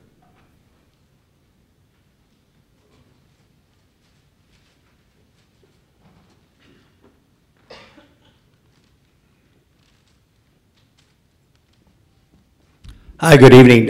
My name is George Vasquez. I'd like to thank the City Council for the opportunity for all of us to be able to share our thoughts and our views. I think mainly I'm here, I think mostly on behalf of a business, property owner and a business owner. And I think a lot of it really comes down to traffic. I know that in 2032, and when some of the stuff I was researching was on the board, but they had the 6 extensions, but South Central wasn't one of them. I think money takes place. It gets moved up a decade. A lot of things start happening too quickly. Personally, I don't think South Phoenix is really ready for the light rail. I think maybe more vetting on owners, property owners. I think even with the grassroots people that we're here with, I see both sides. I see 80 properties being affected, chopping them in half. But it just seems like there's got to be another avenue that can be beneficial for both. And again, I look at things, I think maybe of the 45 years we've been at Ponchos, through the thick and thin, I look at variations and comparisons. And I'm thinking, well, some of the development could have happened differently. What's been spent in South Phoenix? There is money there. It's been granted. Could we had better islands? How about another lane on Baseline? Instead of somebody getting home at 5 o'clock, you get home at 5:45 because there's only 2 lanes, and you're backed up to 24th Street. It's ridiculous. So many things could have been happening before and could have been happening now. But now we want to shove a light rail down there, which is fine, but it's been proven light rail does not do well in low-income areas. Buses have more versatility. They can change routes. They move around more.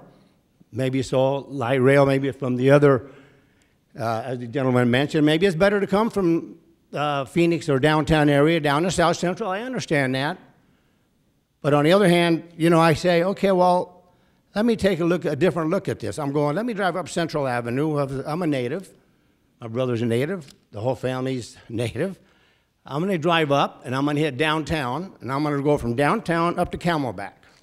And I look around and I'm going, wow, I don't see that many new ones. The Camelback ends at Camelback. I mean, the light rail ends at Camelback.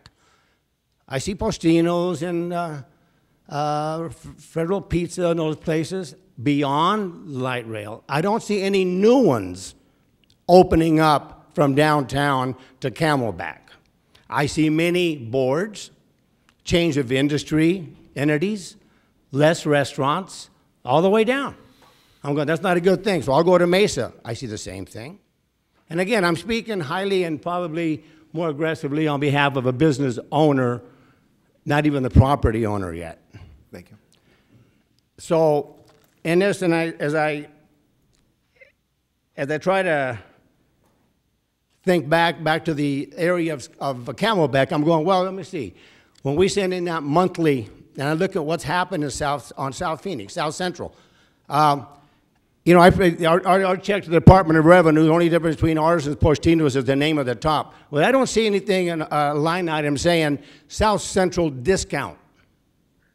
You know, we went through the expansion of Central 3 decades ago.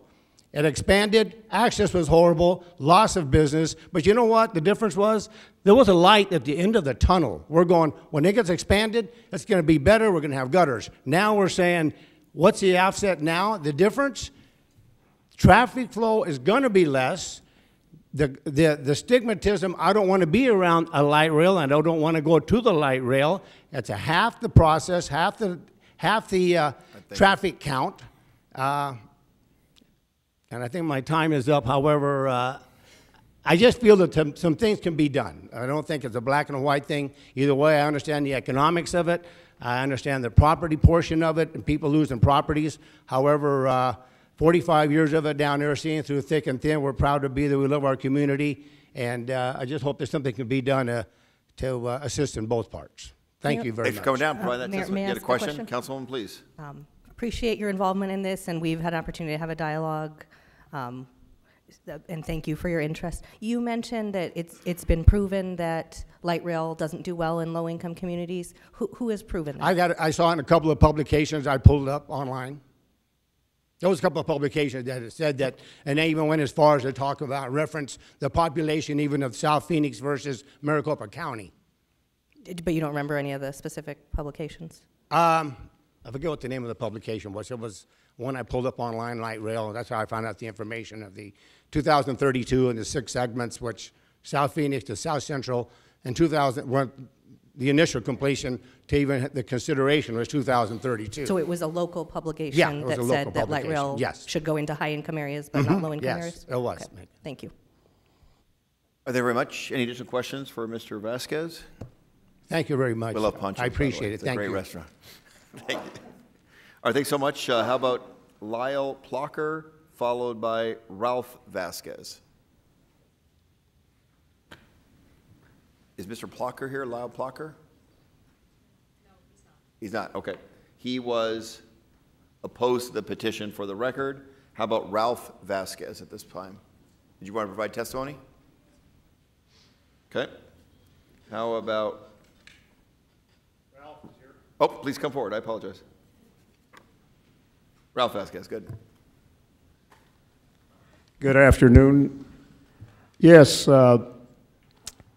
we've been there almost 46 years there at Poncho's at 7202 South Central. Not only us, but everyone, every business, every merchant on South Central has worked hard to increase their business over the years. And some of the things I've heard today in terms of the one lane would not hurt any business on South Phoenix, and I don't mean any, I'm just talking about any volume. As far as sales with a single lane, I can assure you that a single lane, not only there'll be congested, I mean right now it is pretty busy with 2 lanes, but having one lane, what will happen is the people in South Phoenix will see that it's just too slow going up and down Central Avenue, and right there now they've got a different option. Anyone that's been in South Phoenix very long can tell you that most of the business, South Phoenix was like a small business, a small city in the big city. Most of the businesses are on South Central Avenue. You've got a few on 7th Avenue. There's more now that have come along to 19th and Baseline, to 51st Avenue and Baseline. But if you've been around South Phoenix at all, a sit-down restaurant where you can come and be waited on, get a margarita with have a cheese crisp with the family. Most of the sit-down restaurants in South Phoenix are on Central. You got Los Dos Molinos, you got us at Ponchos, you've got Guadalajara, Lolo's. And Lolo's, of course, is not a Mexican restaurant, but as far as a Mexican food restaurant, there's one on 16th Street and I believe Broadway, or a couple there, and there's one on 19th and Broadway. But what I'm saying is that families that would want to come to eat at any one of these places and want to sit down, relax with the family, and have a beer or Coke or whatever, and be waited on. Because if any of you know, I counted from downtown Phoenix the number of just Mexican food places. There was about 4 or 5 American food places, but just Mexican food places, there's 17 or 18 Mexican food places to eat. 14 of those are places that don't have service as such. They're more fast food with a drive-through, or you just come in, order at the counter, and then go to you and sit down and grab your food. They'll bring it to you. But what I'm saying is that with that kind of number, all on South Central, one lane is going to hurt, and it's probably going between construction and less traffic. With one lane, there's going to be several of those 14 are going to go away, or maybe more, even the ones that would sit down service. So my point is this, that I just don't feel that the 2-lane thing, it's going to anybody that wants to go eat to any of those places, and they're pretty much all on South Central, and be honest with you, the majority of them are south of the river. Yep. But what I'm saying is that the slow traffic first will keep people from, wait a minute, it's too slow for me to go up and down. I'm going to either another restaurant, or I'm just, I'll wait till, just real early in the morning or late at night to go there. But the other thing, that with the slow traffic, then what the issue will be that, wait a minute, guess what happens to the revenue? Guess what happened to the business volume? Any one of us on South Central business-wise, and that's merchants, that's ACE, that's everybody. Thank you. You have gone well over the time. I apologize. I'm trying to give everybody a little. Okay, thank you so much, Mr. Vasquez. You made your point well. Thank you so much. I appreciate it. Rosie Lopez is next, followed by Margot Bunton. Great to see you. Thank you, Mayor and Council. Thank you so much for having me here. I just wanted to say that I am full support of what the city has worked on and the Valley Metro. I was on the original committee over in South Phoenix. I am a South Phoenix resident, and I sat at every committee meeting. I never missed one, and we discussed everything that has been discussed here. And I know that business owners were also a part of that committee, and they did have their concerns, and I sympathize with them because it is tough for them sometimes. But I also know that that the residents need the transportation.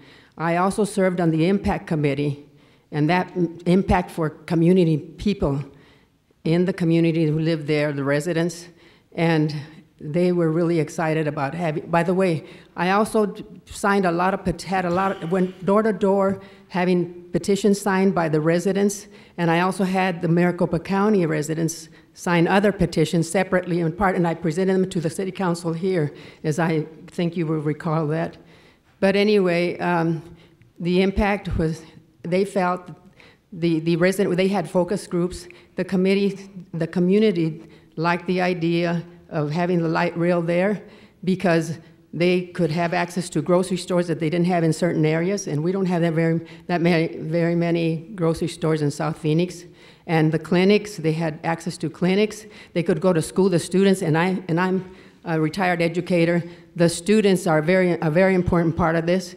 They have to go to ASU or some other, let's say Central High School or other high schools, and they need the transportation. And I sat in another transportation committee with the light rail, and I firmly believe that this is the right answer for us. And I echo the sentiments of Congressman Ed Pastor, because This takes a lot of money, and I know that it's not feasible right now to start all over again. We would lose the whole thing. Thank you so much for having me. Thank you very much, Rosie Lopez, for being here and all you have done for the city of Phoenix over many, many years of service. How about Margot Bunton, followed by John Luvisi? Hello, Mayor and Councilman. I've owned a business in South Phoenix for approximately 30 years. It is an Ace Hardware store. I feel like the light rail is going to really damage my business there. We will not be able to get trucks in. We get loads of concrete. They use large trucks. I have spoken to some of the people that live in the surrounding area, and they're afraid that the traffic is going to be on like Greenway, where our business is on. And the city will put signs up not allowing trucks to travel through that way. They will not be able to turn an 18-wheeler around on Central Avenue when there's a light rail. I think there would have been other options. 7th Avenue or 7th Streets, there are a lot less businesses there and would not suffer so much, and the historic buildings are not along 7th Street, whereas on Central Avenue there's a lot of buildings that they would have to take away. So maybe they could consider moving after a certain area from downtown, the light rail, over to 7th Street or 7th Avenue. Thank you so much. Thank you so much. We appreciate your testimony, Ms. Bunton. Next will be John. Can I ask a question, Mario? Councilman, please. Can you address that about the semi-trucks? I know that we addressed that issue a couple times, right? Yes, Councilman. We have looked extensively at the semi-truck movements. Actually, Scott may have a better explanation because this is something that he's worked on with his staff. And Mayor, Councilmember, recognizing especially in the area just to the north of, or just to the south, I'm sorry, of the bridge, which is highly industrialized, and recognizing there are a lot of trucks that go up and down there, the streets, even though they're a single lane or a wide single lane, have been designed to allow for easy turnaround for those trucks. The idea is to design it without them having to go through a signalized light section, so that they can more easily make the turn, the U-turn, and go either from south to northbound or northbound to southbound. And that's been designed into the streets. Any other questions? Excellent. Mr. Luvisi is next, and then followed by Agripina Ontiveros.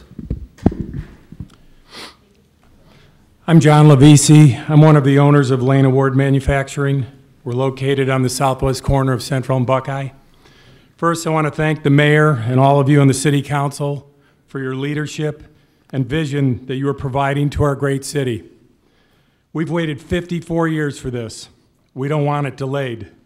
Their light rail is going to be awesome for our area and for the city of Phoenix.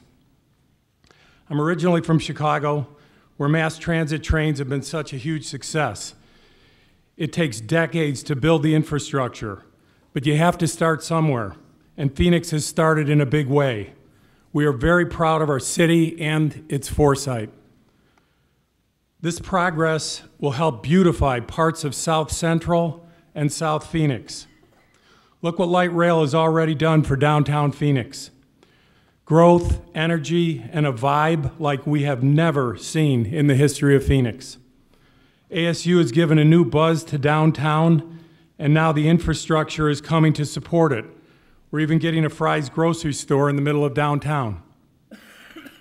Without light rail, none of this would be possible.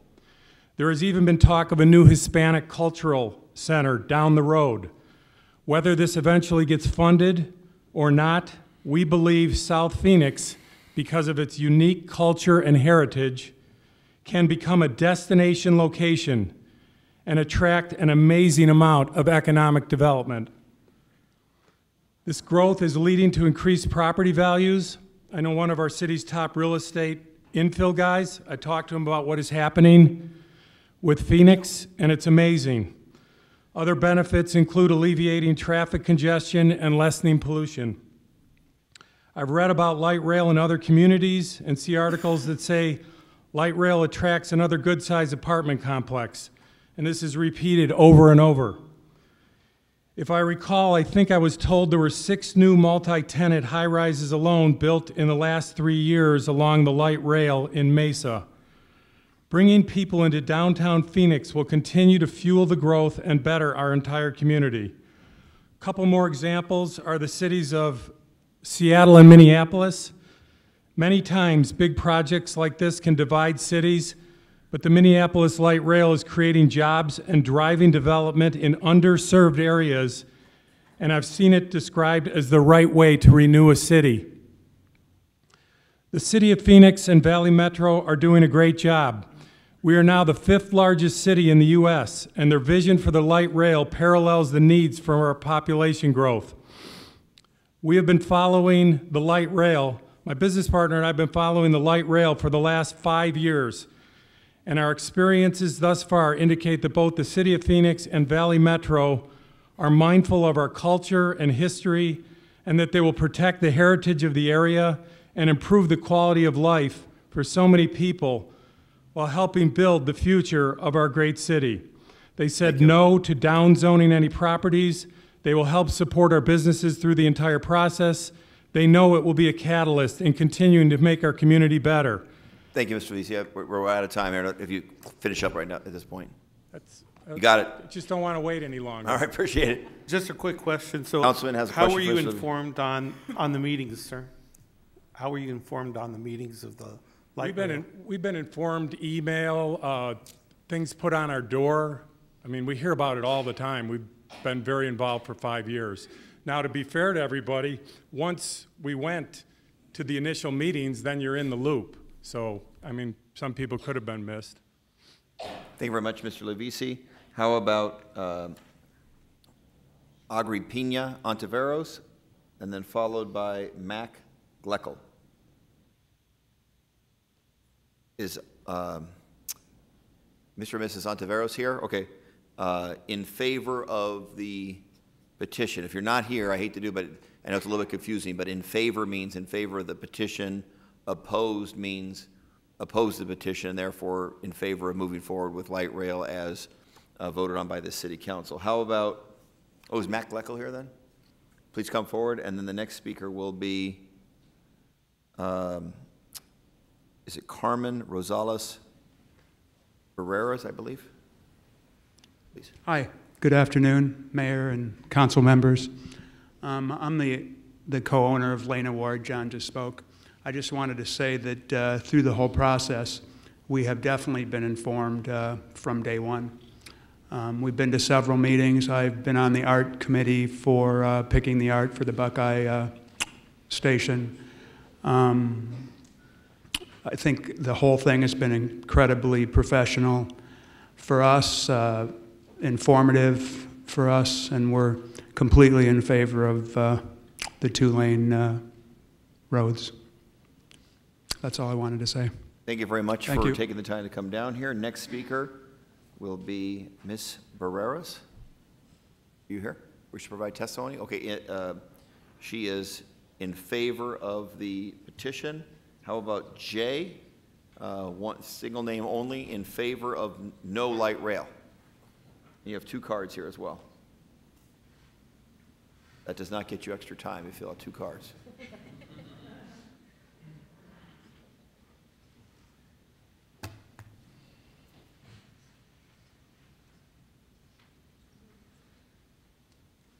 I got 3 Good minutes, to see you. right? Good to see you too. I got 3 minutes, right? 2 minutes or so. I've been generous, much to the chagrin of my fellow council members. I've been 3 very minutes? generous extra time. 3 minutes? Keep it 2 minutes if you can. All right, cool.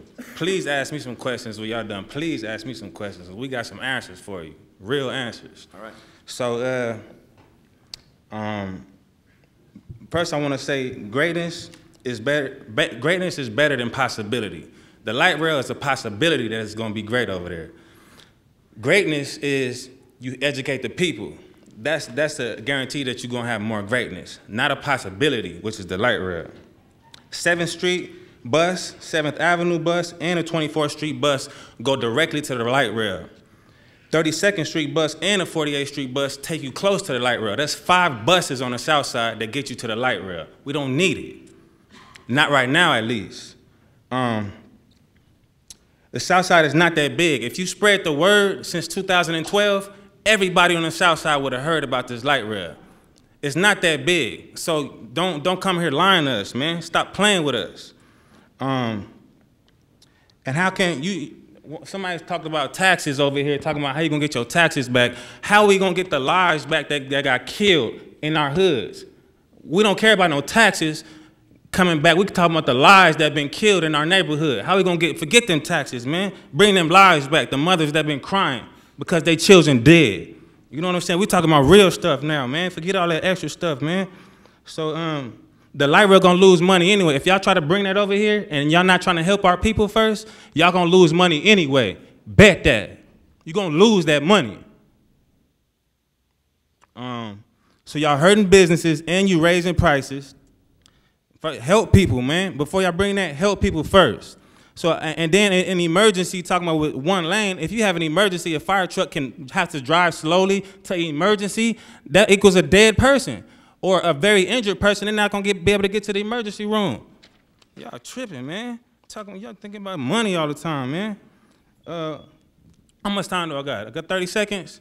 Well, that was the 2-minute mark, but if you have one or two quick points to make, go ahead. I've been generous to everybody, please. Okay, man. Well, I'm just gonna say this, man, because I have more to say, but you gotta help people first. Nobody gonna have peace in here if you're not focusing on educating and helping the people. Somebody asked me could they have my socks? You think they worried about a light rail? They asked me, could they have a pair of my socks? Because they don't have enough money to get some socks, man. And y'all talking about how is the light rail gonna help him? Y'all help the people first, or y'all gonna lose that money anyway. Because the people got the power. And if we don't support y'all light rail, you're not gonna make no money. All right. Thank you for your testimony very much. Thanks for taking the time to come down. Next speaker is Larry White, Jr. He's marked opposed, but I actually think you mean you're opposed to the 2 lanes and you're in favor of the petition. It was confusing for all of us. I apologize for that. Mr. White, good to see you. Good afternoon. I'm Larry White, Lolo's Chicken and Waffles, and I can look at this from numerous different perspectives. Well, first of all, I was born and raised in South Phoenix. Me and my mother used to walk the Ponchos. We still love Ponchos. We love Pete's Fish and Chips and all that good stuff. As you can tell, I ate my way through South Phoenix. So I used to catch the Central bus to go to my grandmother's restaurant to work after school. It got me to and from work with no problem, Central Avenue. I caught the Central bus to get to St. Matthew's Elementary School on 27th Avenue in Van Buren. It worked with no problem. The bus system in South Phoenix, it works. All these other excuses are just excuses. Now, we're not mad at the light rail. We're just asking for 4 lanes because bottlenecking is going to hurt all of our businesses. Ain't nobody walking the Ponchos or walking the Lolo's Chicken and Waffles. They coming in by the carloads.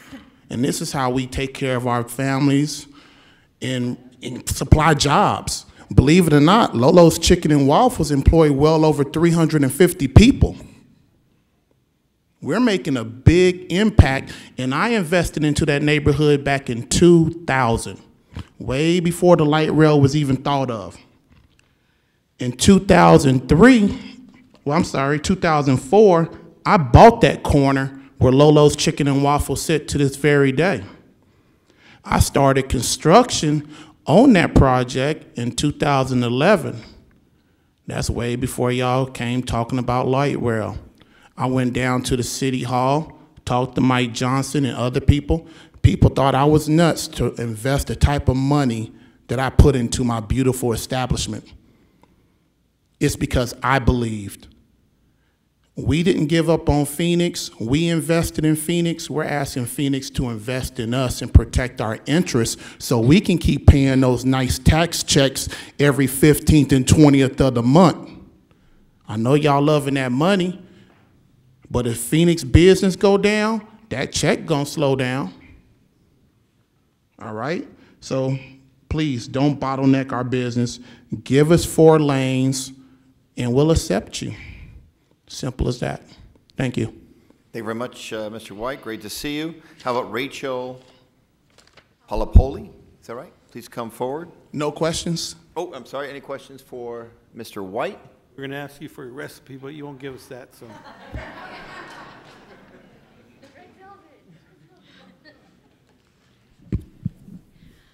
All right, Ms. Good Palapoli, afternoon. good to see you. Yes, thank you. Same here. Good afternoon, Mayor Stanton, Vice Mayor, and council members. Thank you for giving me the opportunity to speak on this citizen petition. My name is Rachel Palapoli. I'm one of the owners of Planet Recycling.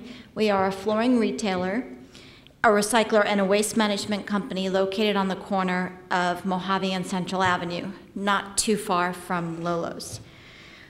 We are a family-owned and operated company, have been in Central Phoenix now for over 20 years. We proudly built the current building that we're in more than 10 years ago at a cost of more than $4 million. We have over 20 employees working for us, many of who reside in South Phoenix. We are proud to be a part of the community, and we are concerned about the extension of the light rail into South Phoenix. I am here in support of the citizen petition, 4 lanes or no train. As a business owner, I have expressed our concerns from the very beginning of the light rail process, of which I have been involved in and have attended those meetings. Truthfully, we encouraged the light rail down 7th Street or 7th Avenue. However, Central Avenue was chosen. We accepted that. However, we were shocked when we were presented with the news that the drawings showed Central Avenue decreasing from 4 lanes down to 2. As a company, again, who runs a fleet of trucks, 10+ trucks, we have serious concerns about the impacts 2 lanes would have on our business. All along, we have been led to believe, as many times that we've sat down with the City of Phoenix and Valley Metro, that the folks from South Central Phoenix, south of the bridge, have been in complete support of this project. So imagine my surprise when one of the business owners from South Central showed up at our business and said, no, we're not in support of it, it's going to kill us. So I'm here in support of that. What I'm here for is there's been a lack of transparency and a lack of communication. I wanted to focus on just 3 different things that I heard. One, the city showed a slide. 2003 2-lane mid-block. I never, in all of the meetings that I've attended and meetings with the City of Phoenix and Metro, I've never seen that slide. Was never asked for my input on the lane configuration. As well, Ms. Anderson, I want to go back, yes, I was involved from the very beginning. I attended the PRC meetings. We were always told that the folks in South Central Phoenix were welcoming this. They couldn't wait for it. You're hearing from an entire group of individuals that that's not the case. The one last question that I had for the council members was, back in September, there was a steering committee that was supposed to be pulled together, and it has to do with District 7 and District 8. Here we are now in April. I've yet to hear anything on that steering committee. I did in turn put my name in to be considered for that committee, to be part of the community in helping as far as the light rail was concerned. So I would really like for that to be addressed on why there is such a delay. If transparency and communication is key to this process, I don't understand why the committee hasn't been formed yet. Thank you very much for your time. Any questions? Thank you very much. Any questions for Ms. Palapoli? Question for staff. Councilman, Has that committee please. I'm sorry, Mayor. Go ahead. Has that committee been formed yet, or? Mayor, members of the council, that I believe the committee, the steering committee that's referred to, relates to the grant received from the Federal Transit Administration for transit-oriented development, and that process has been in the procurement process. The RFPs are being developed now, and so the committee has not been formally adopted at this point, but will be soon. Any additional questions? All right, next speaker, how about Daniel Varela? And then followed by Jeff Dedam.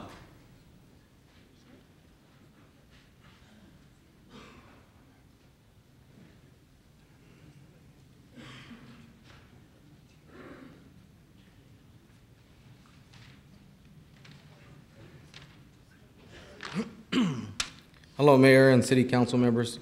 My name is Daniel Varela. I, for one, have lived in the neighborhood of Montezuma and St. Catherine my whole life.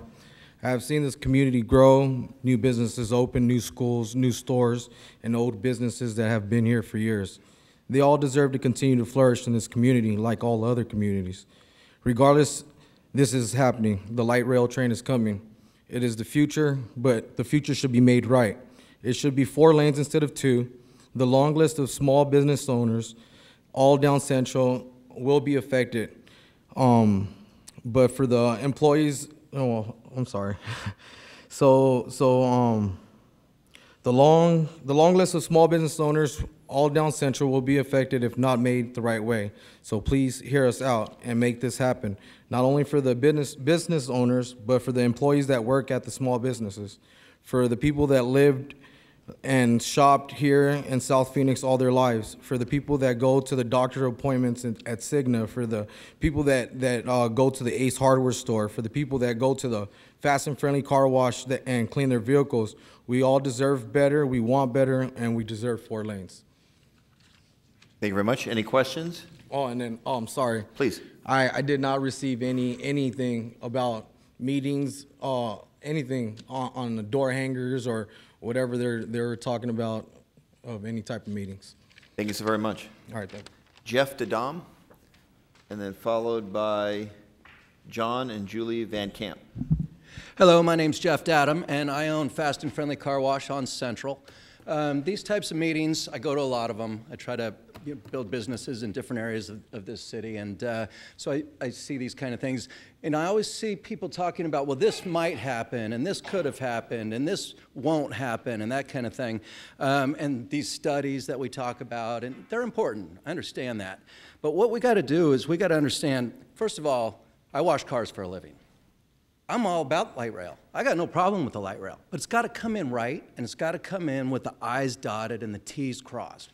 What we did here today that was not maybe my opinion, your opinion, whatever it might be, we heard a couple of things that are very concerning to me.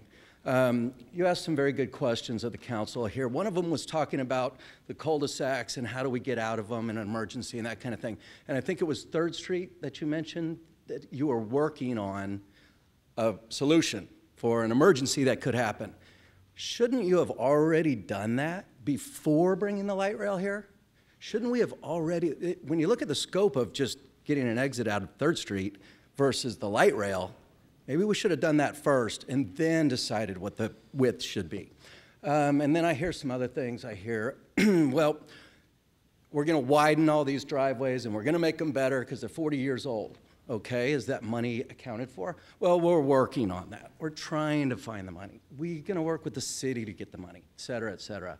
So we're all for light rail, but just bring it the right way. Dot the I's, cross the T's. Thank you. Thank you very much for your testimony. John and Julie Van Camp.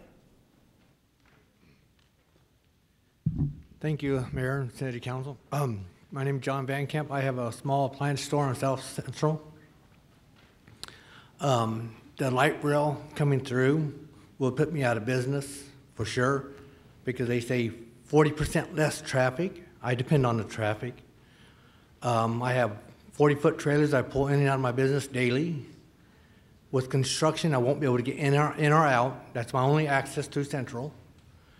So that would create a lot of problems. There's other solutions for the light rail. Go down 7th Street, 7th Avenue. Less businesses. And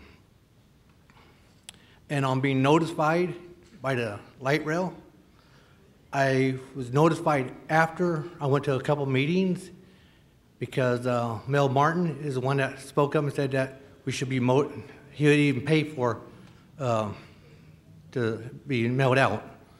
So then after that, we got a flyer on the door one time. But otherwise, all my customers come in that live in the neighborhood, they never heard anything about it. That's why they've been signing the petition for 4 lanes or no train. So South Phoenix should have 4 lanes. And if I lose the business, my kids lose their jobs. And that's less money for everybody, less work for everybody. So that'd be it. All right, thanks for your testimony. We appreciate it very much. Any questions for Mr. Van Camp? And Julie Van Camp, did you provide testimony? Okay. How about Mr. Paul Gilbert? Is Mr. Gilbert still here? He had to leave. He had to leave, all right. Mr. Gilbert, I believe, is he's in favor of the petition, and I believe Mr. Mel Martin, you'll be next, and I don't know if Mr. Gilbert was representing you.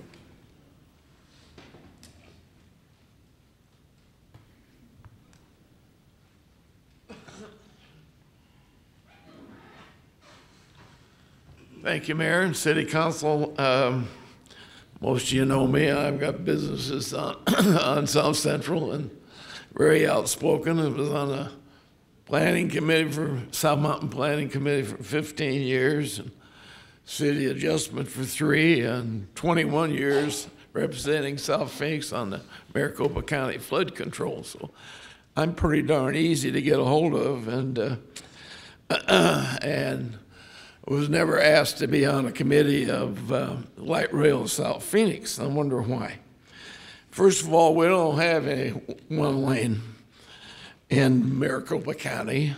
Mesa keeps talking about one lane.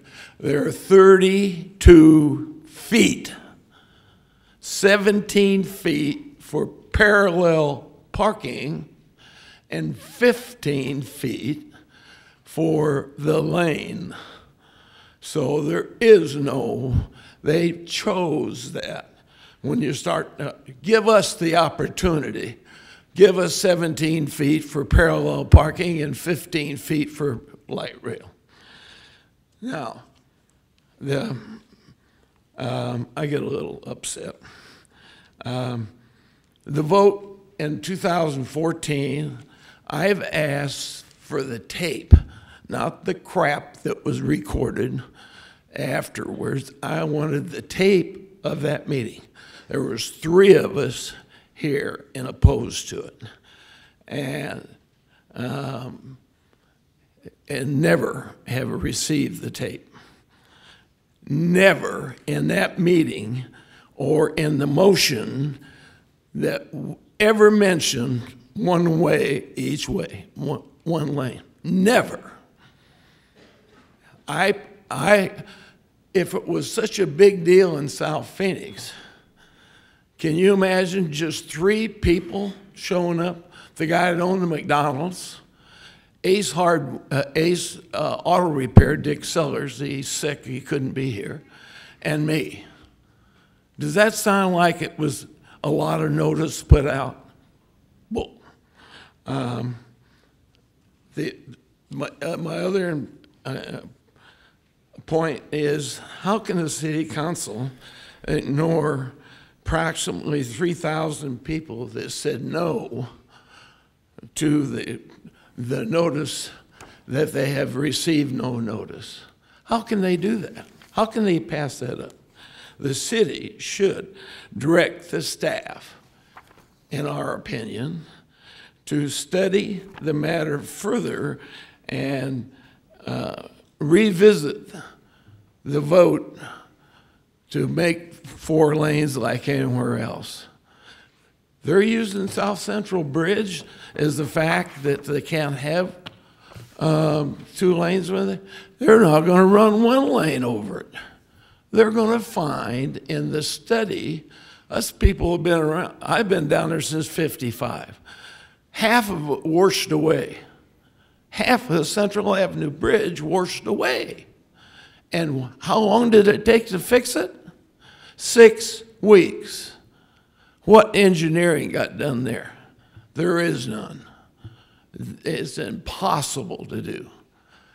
Please reconsider the fact that we and South Phoenix should be treated like anybody else.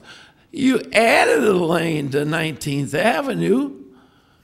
You added a lane. How many properties did you buy there? They show a chart there a little while ago, how many people it would affect if they were going to, and they said 79 approximately. I counted 9 little red dots on there. Thank you very much. Any questions? Any questions for Mr. Martin? right, thank you very much, Mr. City Manager. We are not the Nixon White House. We don't hide tapes. I think the meeting that Mr. Martin referred to was November 18th, 2014 policy session. I bet you right here during this meeting, we could probably get a link to that meeting because we preserve those on YouTube, all of our meetings for transparency purposes. I bet you we can get Mr. Martin a link to that meeting today while he's sitting here at this meeting. Maybe someone in the city clerk's office or in the city manager's office could find that link to so he could see the all the discussion that occurred at that particular meeting. All right, how about Celia Contreras? Ms. Contreras? Yes. Please.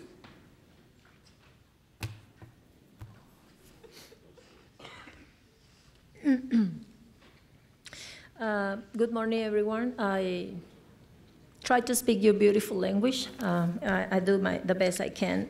Like you received it the last time when we presented a petition, a letter from Lolo's Chickens and Waffles to deny that then he, as part of the community working group, then the Valley Metro assumed then these people make the decision for make the 2 lanes and stay in the whole entire meetings. Well, I have today another letter for another member who come in this group, supposed to be to attending a whole meetings and be in favor to the 2 lanes. He is the, if the city clerk can pick him up and give it to one of each you.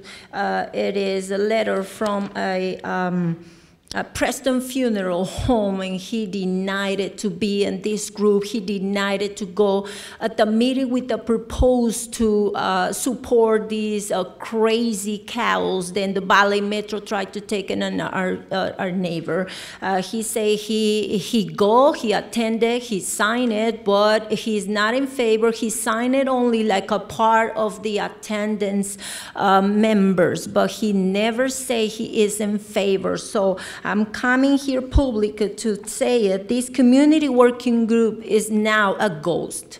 It's a 2-member who denied it to be part of these crazy cows. Then the Valley Metro tried to make us in the South Phoenix. If we can find another ones, we can for sure discover the way then the Valley Metro tell them he make the surveys and in favor for this situation. Everybody, when we go into the meetings, we need to fill it up and sign it in the front and the enter papers. And this is the sign that then the Valley Metro used to say he have the majority, but we sign it like attendant people, not in favor to these questions. In any meeting, I hear it.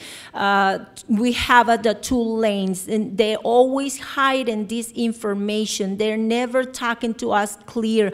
Like a resident, not only like a business owner, but like a resident, I never received any survey for filling it up. Never, ever. And they pretended to have in the Central Avenue buses and light rail. We're not that congested for have these 2 service. In the video simulation then the Valley Metro mentioned, we see clearly the vehicles come down to the 30% because he tell us already he pretended to move the traffic at the 7th Avenue and 7th Street.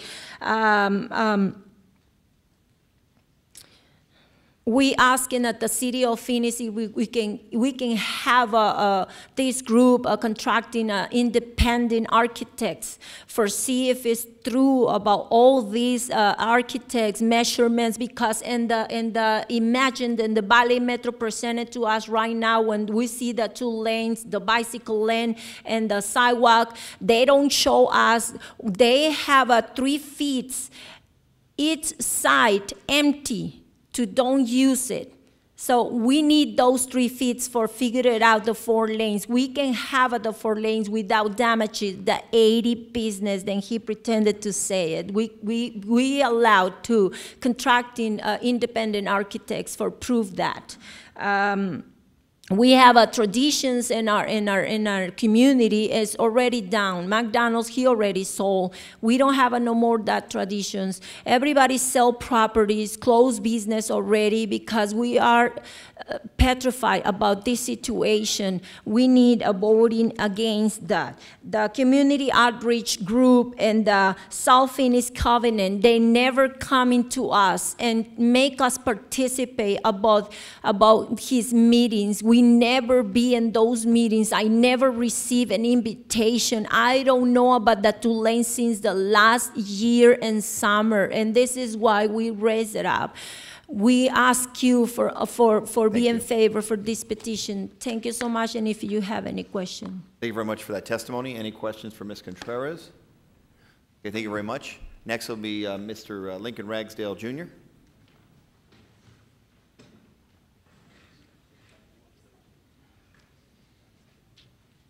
Does it matter which one? Right here, all right. Hello, I'm Lincoln Ragsdale, Jr., City Council. This has been an interesting experience because I'm probably the only person here who has experienced the light rail experience over up 1100 East Jefferson and 1140 East Washington Street, where we had light rail on Washington Street and Jefferson Street, so it affected us both ways. We owned a building over there off 11th Street in Jefferson, and right now Mr. Lafferty is trying to do a land development there. I'm sure he's been to the City Council many times talking about what he's trying to do on density. We purchased the funeral home South Central Universal Memorial Center back in 1968. Also did another development, which was a restaurant off Central Avenue, the Head of K's, and that was done in 1985. Also built the Planned Parenthood, and there was that was in that location, and also the Justice of the Peace. Through this process, I've had a chance to talk to Mr. Santana, Mario, I'm sorry if that's your first name, I apologize, Mr. Miller, Mr. Coleman, the gentleman, Mr. Scott Smith, which I'd like to address in attending some of the meetings, many of them. First, I want to go to this document here where you were talking about October 19th, 2013. Out of all these people here, the only people that attended that meeting shows Gain Event. I don't know who Gain is or Gain Event, but I'd like to get a list of who that is, because in here, there's only that group that attended that meeting that they showed that picture to back in 2013. Also, Mrs. Anderson, her name is not on here. I think she said she attended many of the meetings, but I didn't see her name on here, so it must be an oversight in the process. Also, Mr. Hernandez, he said he attended the meetings. He's not on here. He said he went to North High. I guess he didn't want to go to his community high school, which would have been South Mountain, but he chose to go to a different location. One of the ladies had mentioned about the committee, the South Central Light Rail Extension Steering Committee. That was sent out, August 10th, 2017. And yet I hear the committee has not been put together, but yet they went ahead and do the one lane. In the last meeting I attended with the Light Metro, I asked them to respond to tax breaks considered for business owners during construction, to see a design of a shared bike lane, and the budget for the business assistant program cost breakdown. Also, through the process of the funeral home being there off 11th Street in Jefferson, when the light rail came through, the vibration caused some of the veneer to fall off. You called them, they said they don't have a budget for that. We had to go ahead and do it ourselves because it looked bad. We can't have it looking raggedy, so we had to go ahead and do that ourselves. I don't know how much time I have, so I'll just kind of cut to the quick. I have never seen any such disrespect for the business people as Mr. Smith, and I think that, I did go on that tour to Mesa on the bus tour. I attended item at the Audubon, where you brought a group of people that were here that discussed what could be done in South Central, and they were talking about punching holes and already done parking lots to put a tree in. It was like not really advantageous or realistic. I think that through the testimony of the business people here, that the process has failed, that the process has been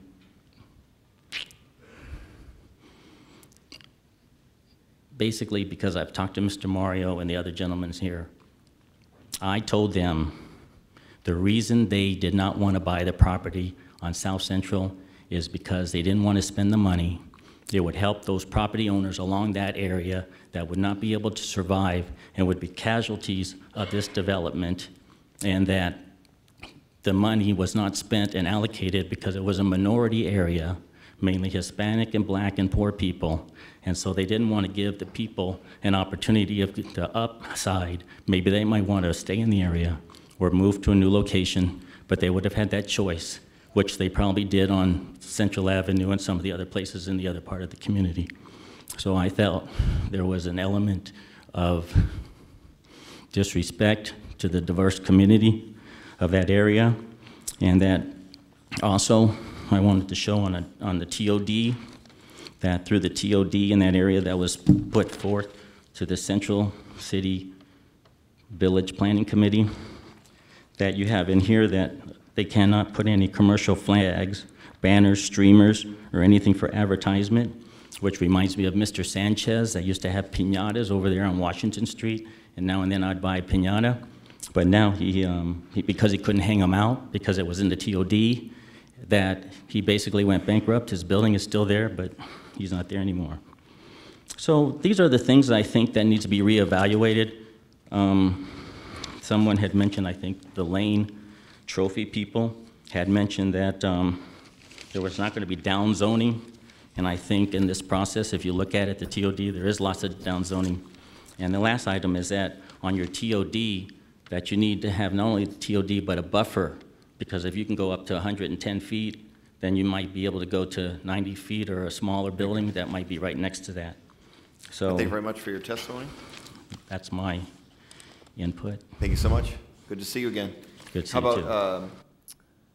Corinthia Contreras? Ms. Contreras, followed by Yaritza Contreras.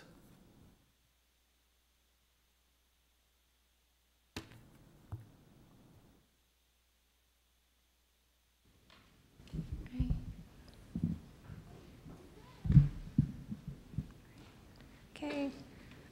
Good afternoon, Mayor Stanton and members of the City Council, and to all those who are present here. My name is Corinthia Contreras. I am the daughter of Celio Contreras, who owns Tony's Window Tinting. I had the privilege to speak with Marcus, who works in the TOD department. During the discussion in yesterday's meeting, Marcus mentioned a survey study was conducted in the South Phoenix community, addressing in an ambiguous matter, opting in favor or opposing the light rail.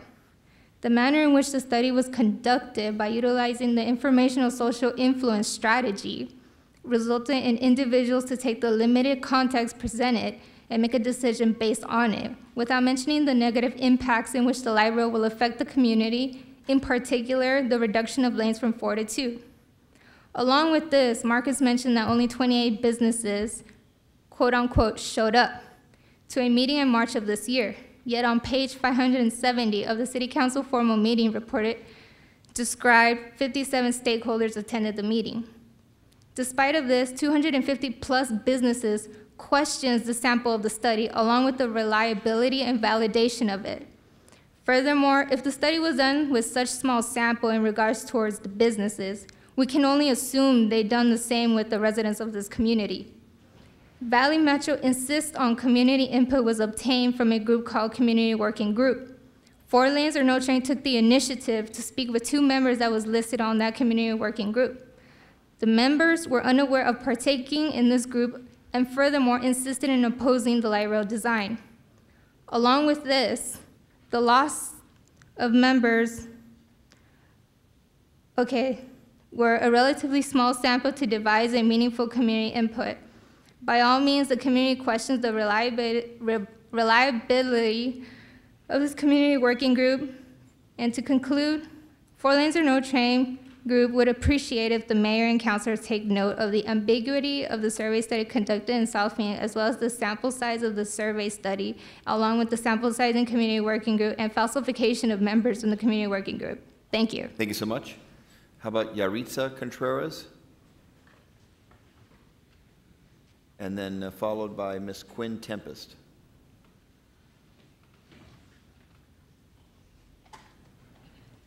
Good afternoon.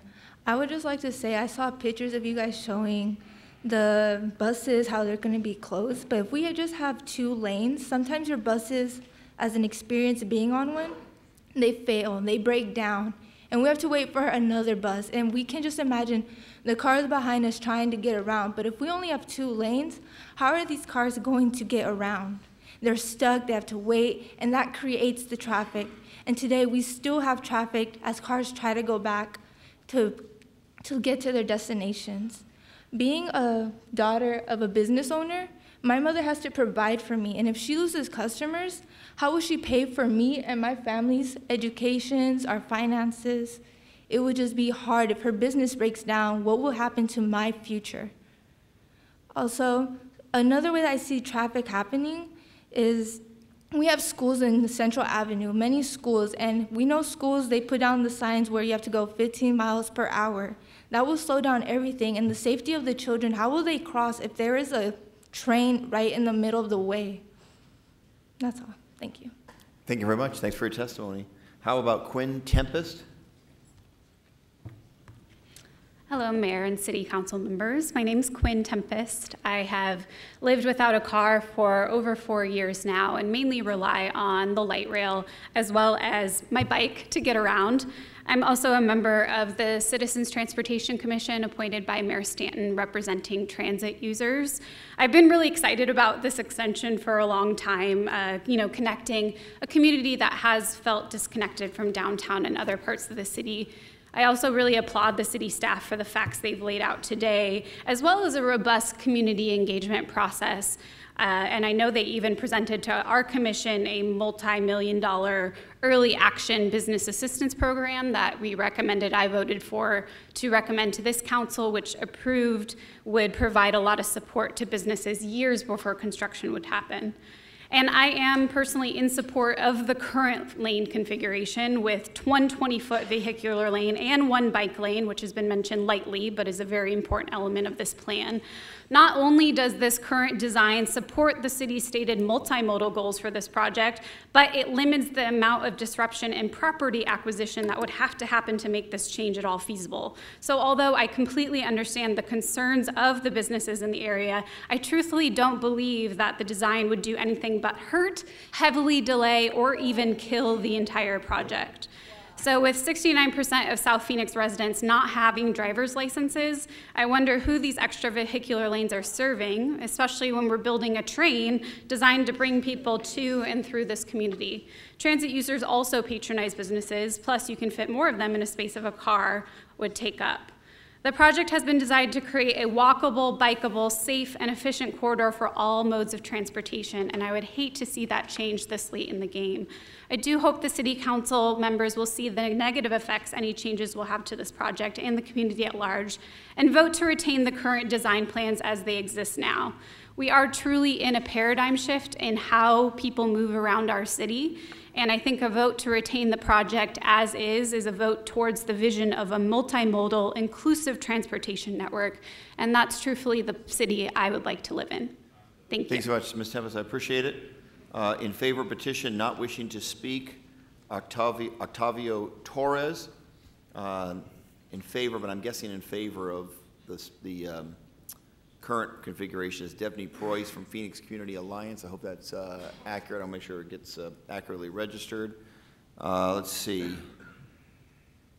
Opposed to the petition, Cindy Gahn of Phoenix Community Alliance. Kristen Antoriak, I apologize. Adam Rogers, Corey Kincaid, Jeff Sherman, Courtney Noosh, I believe, and Mr. James Deibler. That's all the cards I have. Did anyone wish to provide testimony for this council on this important issue? Oh, Jay, you already had a chance, so I apologize. Yeah, we don't get, each person only gets one chance. Okay. Sir, did you wish to provide testimony for this council?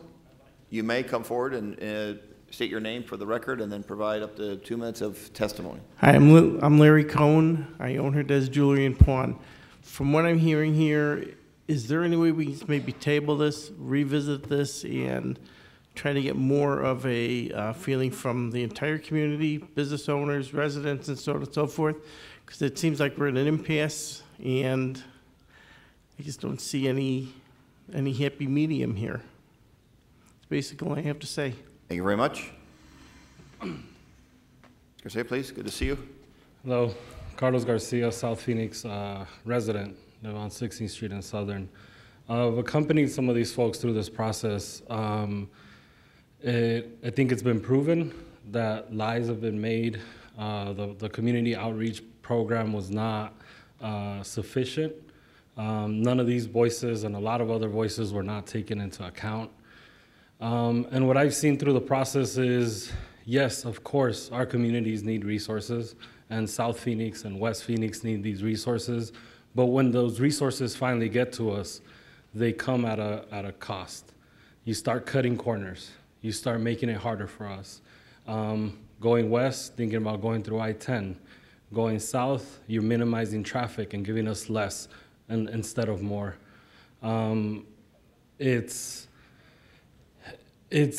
I think the place where you're at now, there's an opportunity to continue the light rail and still make folks happy with 4 lanes. Cornering us into only taking in 2 lanes is pushing for a bigger fight. This fight's not gonna end here. The fight's gonna continue. And as this decision is made, it's gonna have ripple effects. The images that we've seen, I've yet to see one property on South Central that is right up to the road. I have not seen one wall that is within the 2 or 3 feet that need to be extended. So I don't understand why you're having to demolish buildings. There's not one building that's right up to the road. And so again, the petition says, give an opportunity to figure it out. I think the staff, you all, and everyone here can figure out how to keep the train and have 4 lanes. Thank you. All right, thank you very much, Mr. Garcia, for that testimony. Okay, that's all the cards we have. So now I'll turn it back over to the council for any questions or comments that they have. Obviously, we had the extensive staff presentation and then extensive testimony, outstanding testimony on both sides of this issue as it relates to the citizen petition. So Mal, I don't know if anybody has any questions first. Mayor, Councilman Nowakowski, you have a question. well, Mayor, some comments, and I just want to inform my colleagues. Last year, right after Valentine's, Julian, who owned McDonald's right off of Central and Southern, came to me and said, Michael, I'm going to close my McDonald's. And I go, why is that? He goes, I can't have it 2 lanes. I need 4 lanes. I've been through this before with my property on Washington and 24th Street. So we had some conversations, and I tried to convince him because he's created a tradition in South Phoenix. Every Thanksgiving Day, he provides about 5,000 breakfasts for needy families of South Phoenix. And I was telling Julian that tradition is going to end. And he goes, well, we can move the tradition, but I can't go bankrupt. I won't be able to afford to give out those 5,000 breakfasts anymore. And there's a lot of us that are upset, Michael, because we haven't been told the truth. And I said, really? I go, I support the light rail 100%. And he goes, well, there's a lot of us out there that doesn't. I go, all right. Well, you know, it's President's Day this coming Monday. How about Tuesday, we'll just have a meeting, and we'll get all your business leaders that are against it. And what I'll do is I'll send out a letter to all the people that own businesses in District 7 along the light rail and Central. So we asked the Economic Development Department to give us all those addresses, and we sent it out that Thursday before President's Day. The day after, I thought we were going to have probably about 5 individuals at that meeting. And to my surprise, over 50 people were in that meeting. It was jam-packed in our South Phoenix Rec Center. And I couldn't believe what I was hearing. That individuals that own businesses for over 50 years haven't been informed, and they weren't a part of this process, which I was told they were. So we had staff members there, and they kept on saying the same story over and over. So what we did is we did sort of like a SWOT analysis. We looked at all the strengths, weaknesses, and opportunities that we had, and we came out with 10 main concerns. Asked the staff how long it would take to come out with those top 10 concerns to get to the core issue that these business people are having on South Central. Give us a week or two. So we said, all right, we'll give you 3 weeks. And Mill Martin actually said, hey, I'll send out a certified letter to all the businesses so they're there and we can all hear and come to a table and try to work something out. These businesses want the light rail.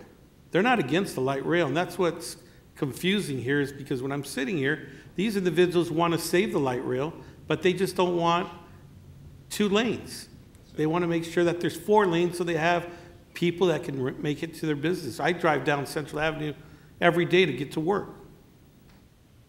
And the bridge, Central Bridge, is the easiest bridge to cross over because most of the 7th Avenue, 35th Avenue, and 51st are just jam-packed. And to narrow it down to 1 lane both ways, I know that for a fact it's going to create a traffic jam. When they were working on it just a couple weeks ago, it was down to 1 lane, and it was backed up all the way to Baseline.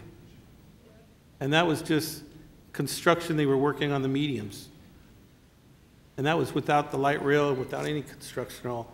So my concern was back then, that was February 21st, 2017. Our staff knew about this.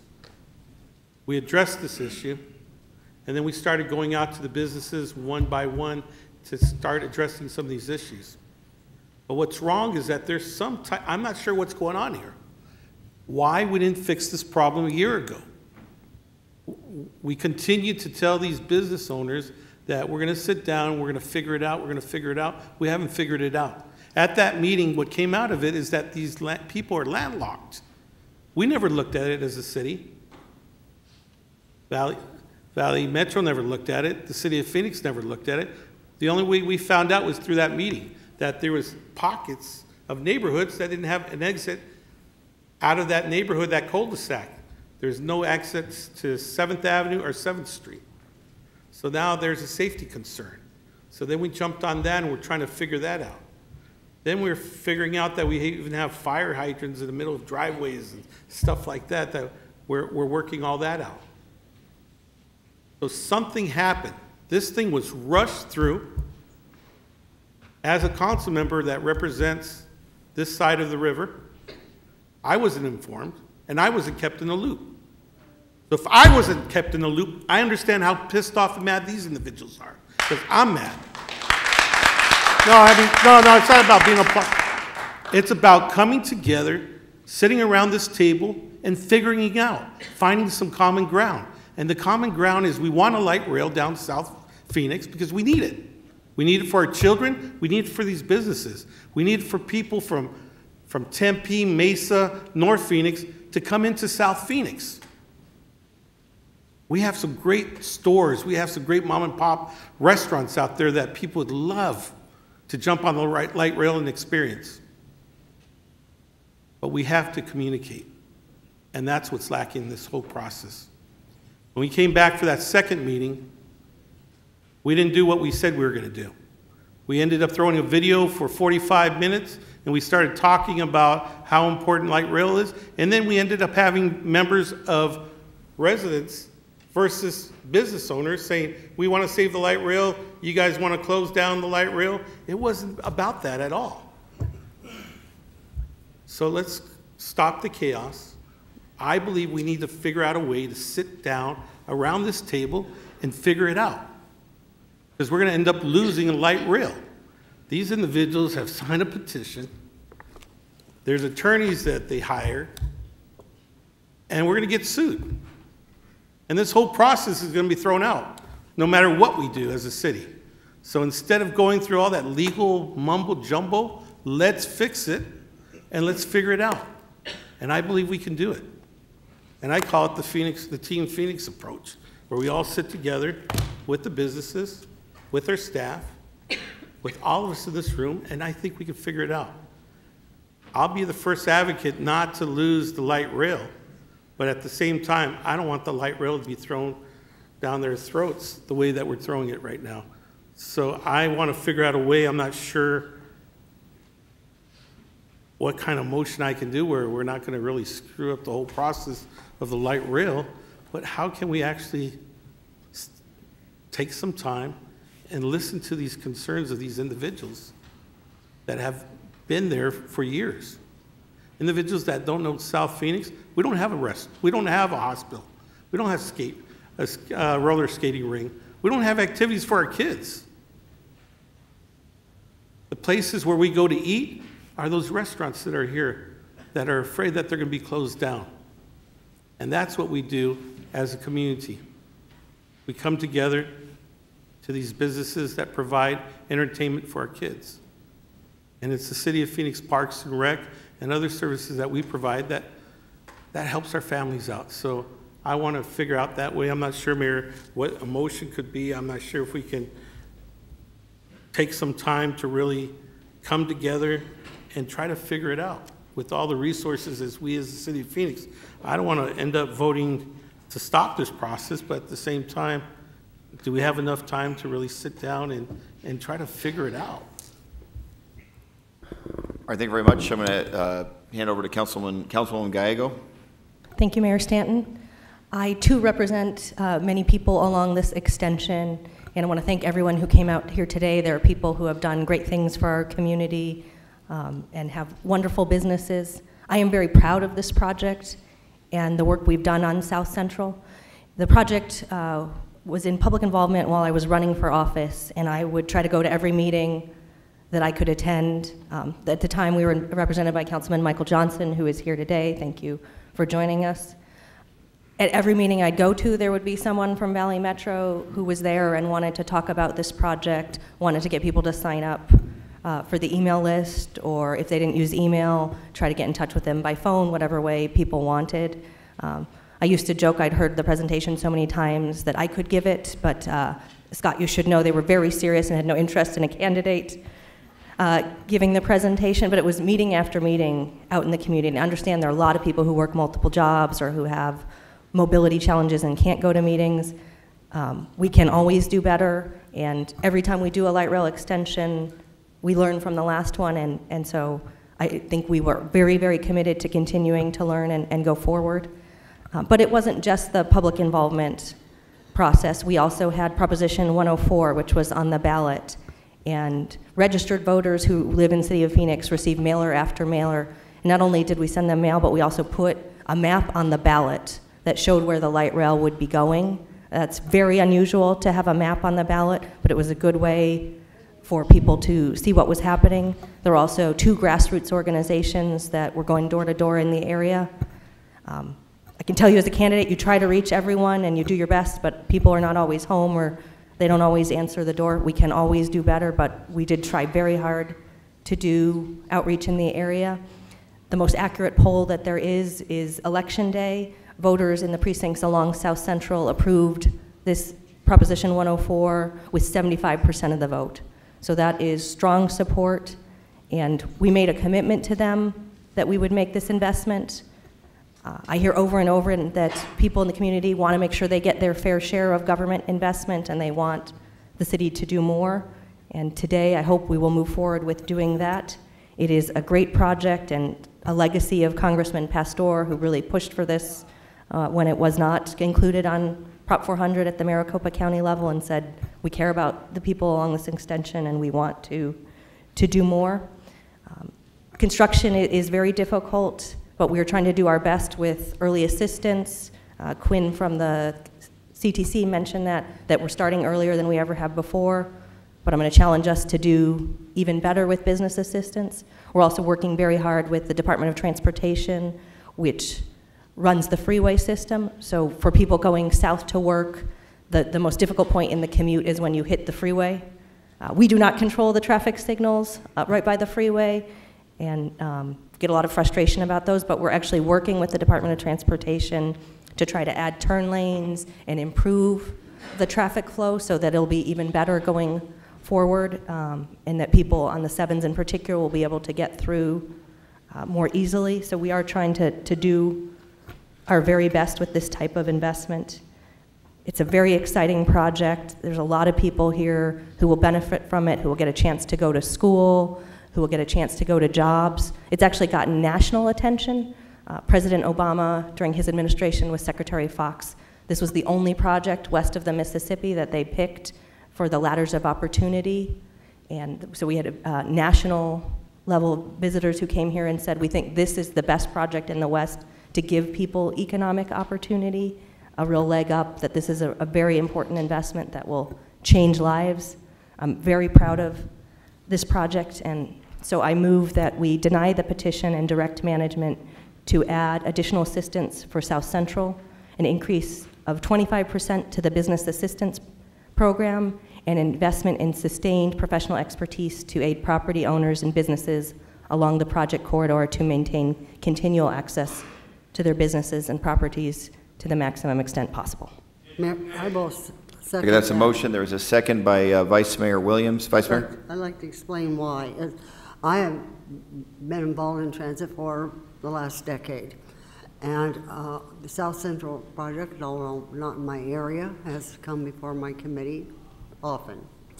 I was told there were 70 outreach meetings that, please, the consensus from those meetings that there was support to go ahead with it. And we pushed for the federal funding. We pushed our delegation.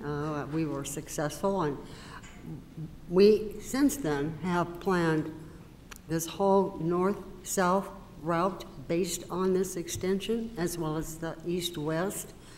The downtown configuration includes the southern part being completed. And I guess my only question is how much money have we already committed, and how much will this cost? As in, when you say this council formally committed $50 million for the planning, for the design of this, and there was tens of millions paid before that commitment in the alternatives analysis and the environmental study. This entire project, which includes the rescope of the downtown, is probably $1 billion project. Right, so that's what I thought. It's a massive, massive public investment in this project.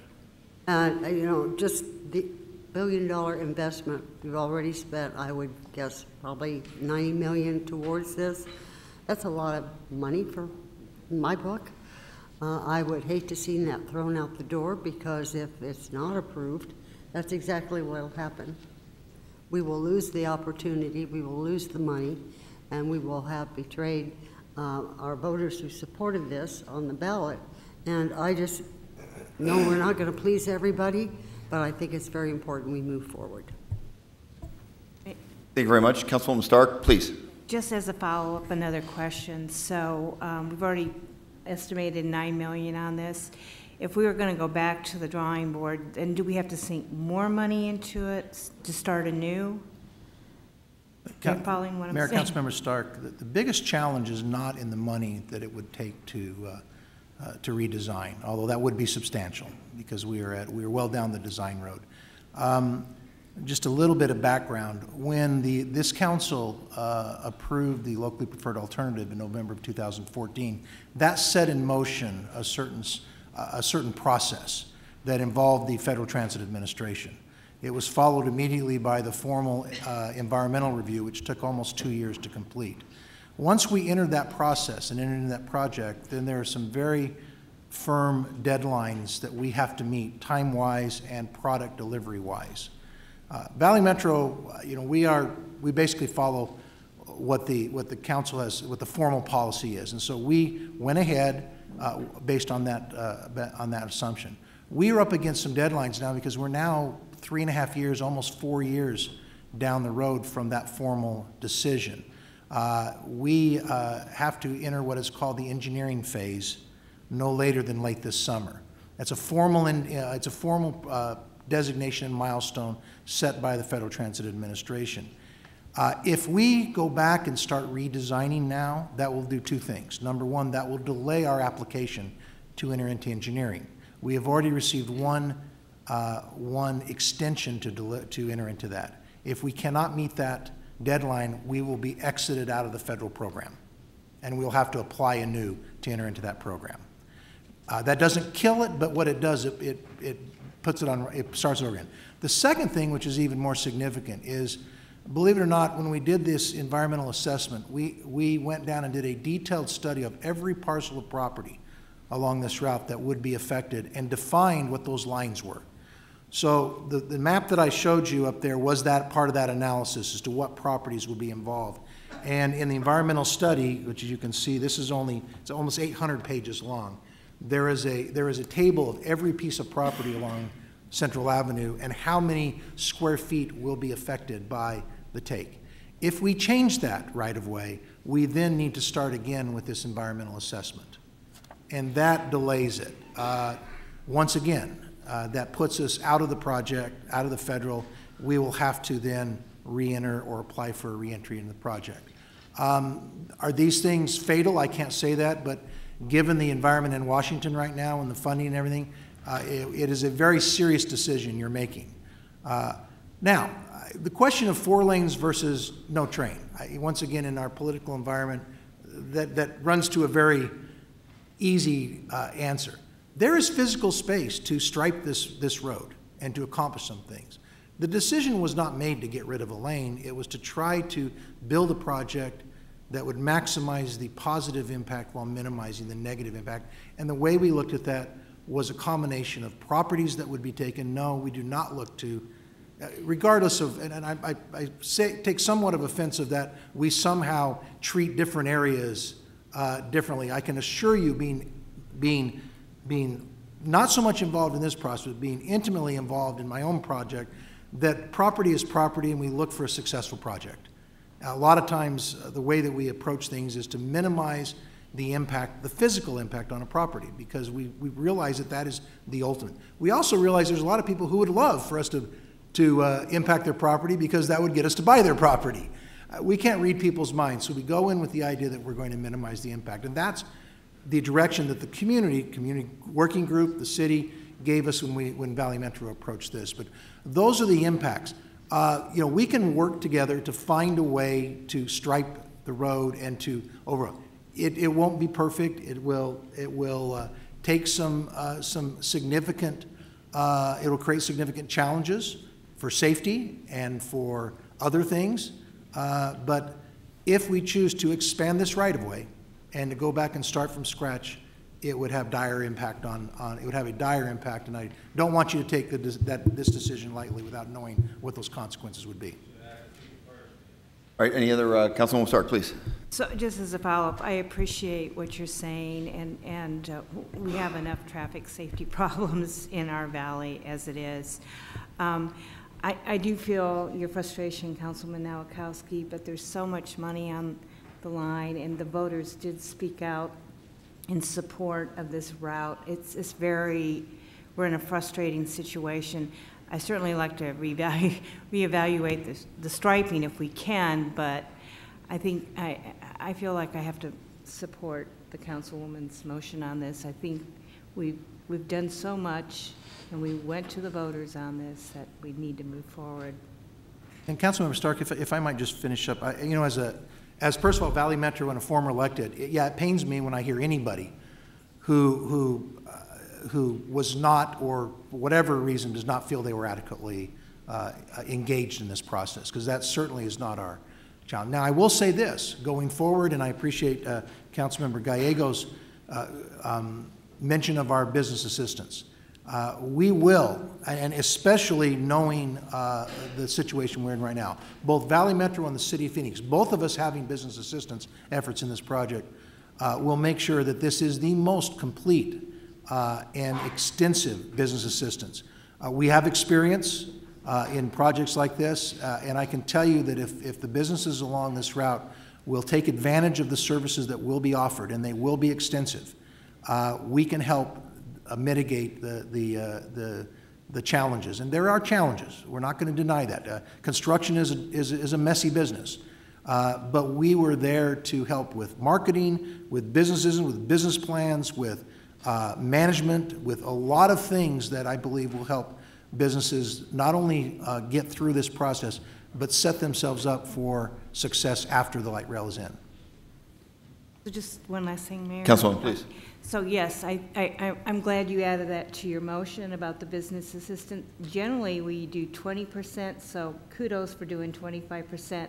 I think that shows we really want to reinvest and invest in South Central. So thank you. I'll be supporting this. Thank you very much. Councilwoman, to that point. Well, first, thank you. Yes, and then can I make an additional question? If it's to that point, otherwise Councilman Waring was waiting All right. as well. Okay.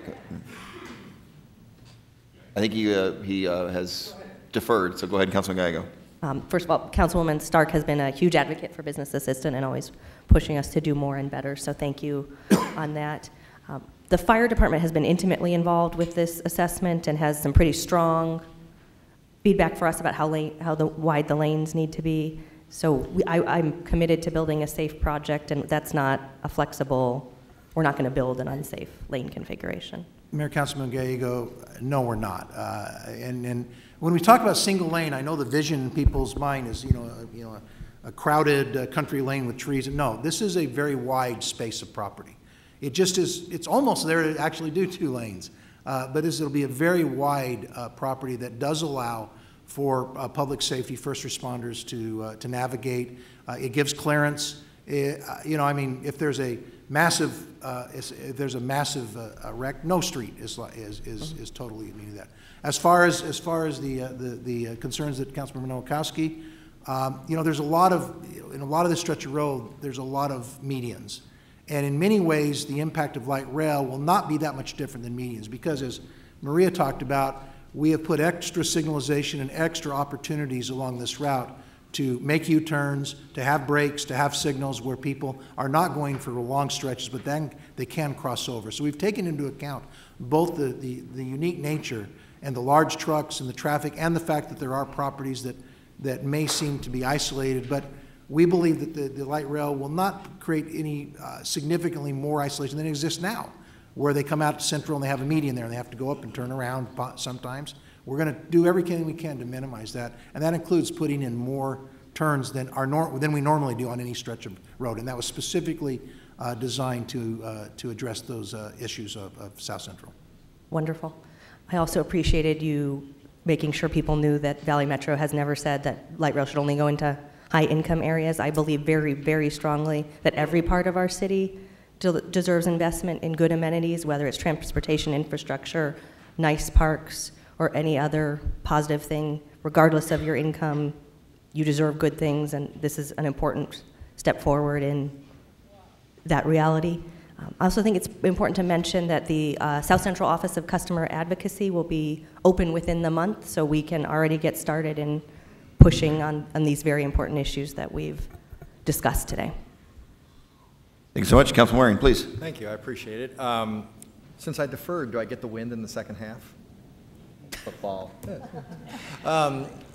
So first, I would say, the staff took some criticism here, but I've known all the folks sitting in front of us for a long time, or a very long time, depending, and I have confidence that they are doing their level best to inform the public and so forth. I have no doubt about that. They're not the decision makers, though. The elected officials are, and the voters. There was a vote about this in 2015. We have the city clerk here. He can check me if I'm wrong. I think the turnout was 22%, I think, in that election. So again, 78% of eligible voters didn't vote in the election that talked about light rail and the future of light rail. Light rail is nothing new. I think it's been basically the policy of this city to support light rail since long before I was on the council, maybe 2000, something like that. So I forget when exactly that started, but it's been a long time. So the mayor used the word transparency, and I think that's fair. I don't want to speak, obviously, for every member of this council, but I think they've all at some point supported some version of light rail or enthusiastically, and I appreciate the fact that they aren't shrinking from that now. I am opposed to it. I think it's really expensive for what you get. It doesn't move that many people for how much it costs. It really locks you in.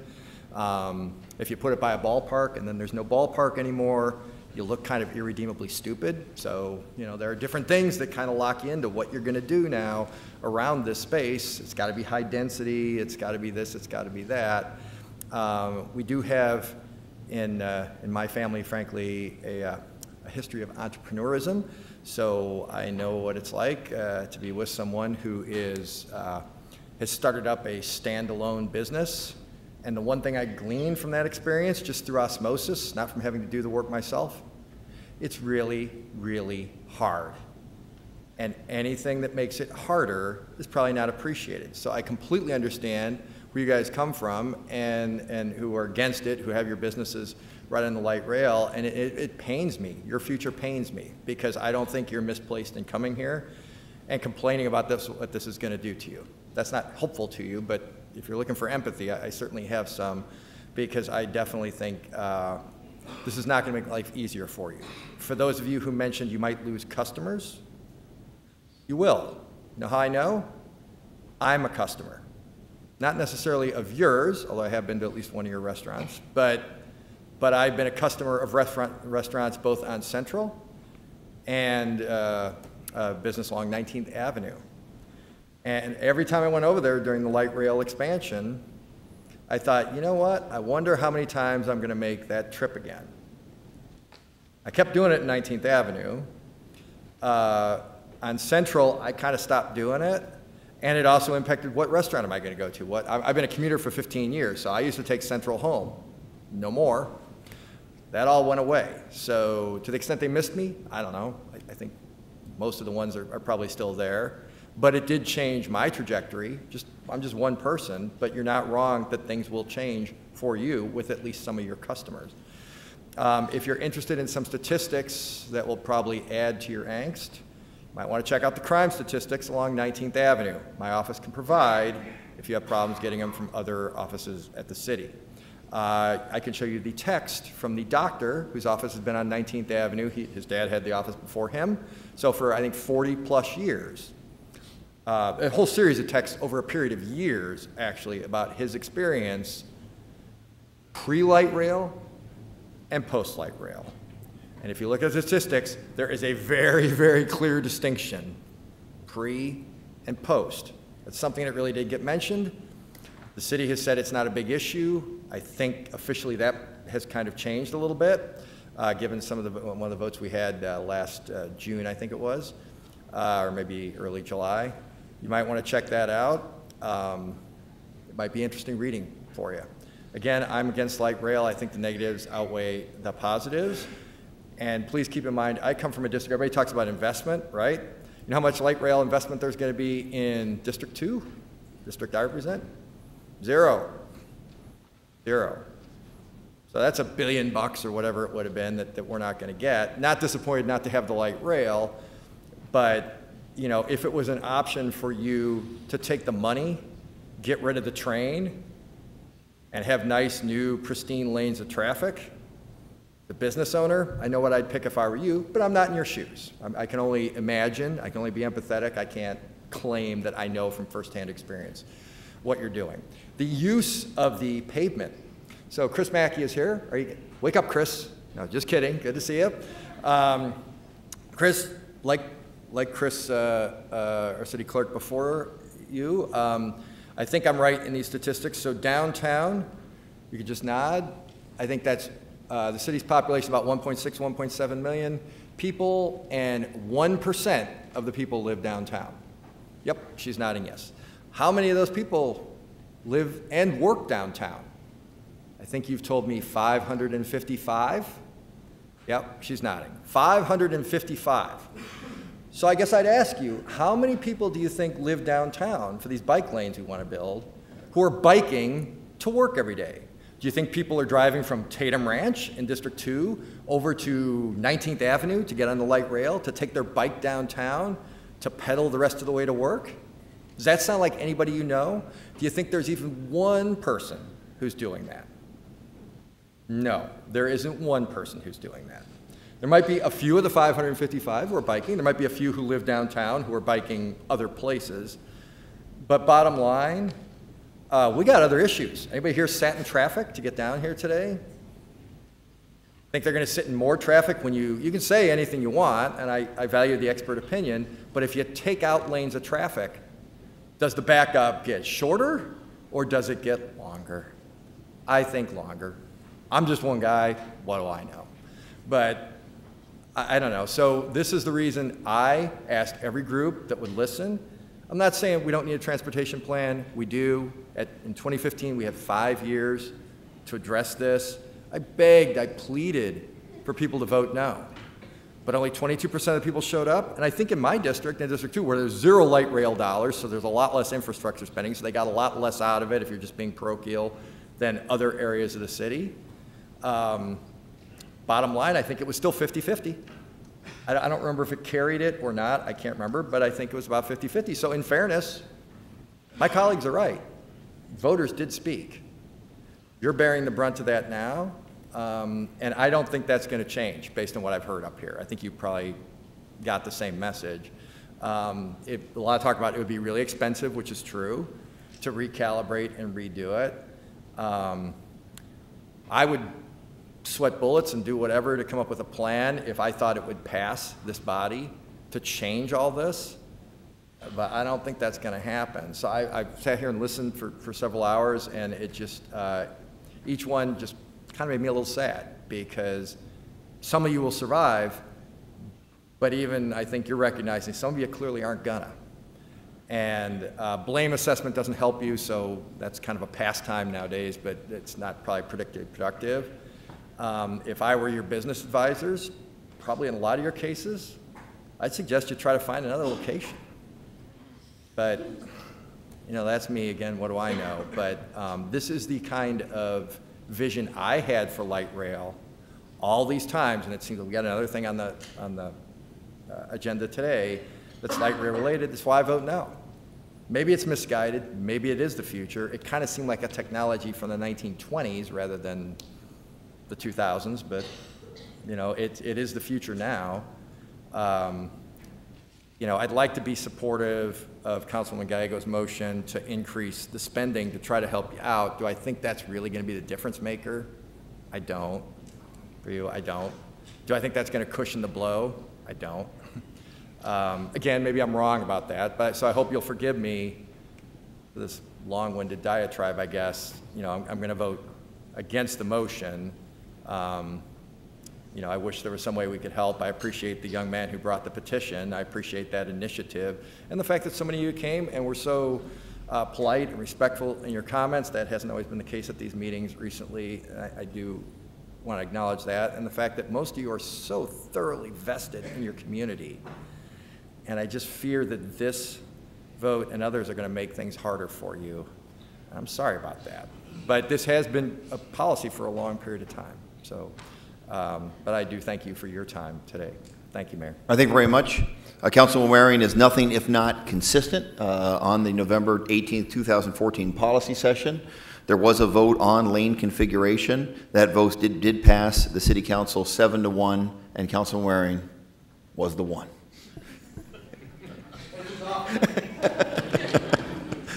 All right, Councilman, any other council members? Councilman Nowakowski, have additional comments or questions? So just some questions. How much did it cost us for the north extension? The total cost of north extension, 238, northwest end, 238? 300 million, 283, 300 million by the time it was done. 300 million? Yes. And then how much properties were affected or? I don't know the exact number. It was a significant number of properties that were affected because we took out a whole row of, and Marie could probably, I don't know the exact number. It was a sizable number of properties because of the once again, widening of the street. We took out several, if not dozens of properties along 19th Avenue. And you're saying the South Mountain extension would be about $1 billion? No, the redesign, the re-scoped South Central, including all the downtown work. There's a significant amount of work downtown, not just the extension down Central to Baseline, and those combined 6 miles, including all the downtown work, plus heading out at west to get some of the first parts of the light rail headed toward the state capitol. Don't have final numbers on it, but it's pushing $1 billion. So let's just say from Grant to Baseline, what's the estimate cost? I don't have those numbers for you, Councilmember. Yeah, the costs depend a lot, once again, on property that's taken, relocation of utilities, and without knowing that information, I couldn't tell you right off the top of my head. I can get that for you, but I couldn't tell you right off the top of my head. Thank you. Well, Mayor, I'm very supportive of the light rail, but on this, I'm not going to be able to vote yes on it. We have petitions that, when we did the north extension, we never had these many petitions come out against the north extension. I think people are just angry and mad because they weren't a part of a process. I know that we talked about all these different meetings, and as I breezed through it, there's a lot of, it's a gain event. Basically, during October, we have where you get out and you get to kind of meet your neighborhood. It's a public safety event that we have. So you have a lot of different events that are community events, church events and stuff like that, that we reached out. We have approximately like about 9 meetings with Downtown Voices Coalition. And, you know, I don't think the meetings were equal to the type of meetings we had in South Phoenix compared to the central aspect of this whole light rails. I've never seen about 80% of all the business owners that are in my district coming out and saying that they haven't been contacted. There's something wrong with that. And I don't think they're out here lying to us. So there's something wrong with the process, and we're getting bad information. I thought that these individuals were contacted from 2012 all the way to 2017. And according to that meeting I had in 2017, they weren't. So there's something broken. We need to fix it before we start to extend other parts of our city. I think we need to really work at better communication in all parts of our community.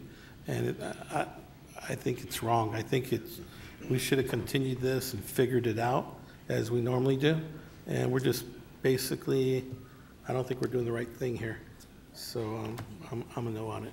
Thank you very much, Councilman. Any additional comments or questions by members of the council? Councilman Valenzuela, please. Thank you, Mayor.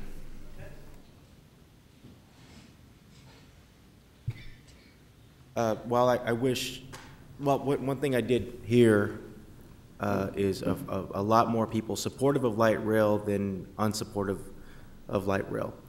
I happen to be a big supporter of light rail, first and foremost because of what it does for a community. The return on investment it's a 4-to-1 return on investment nationally. It's a 7-to-1, right around 6 to 7-to-1 here in the Valley.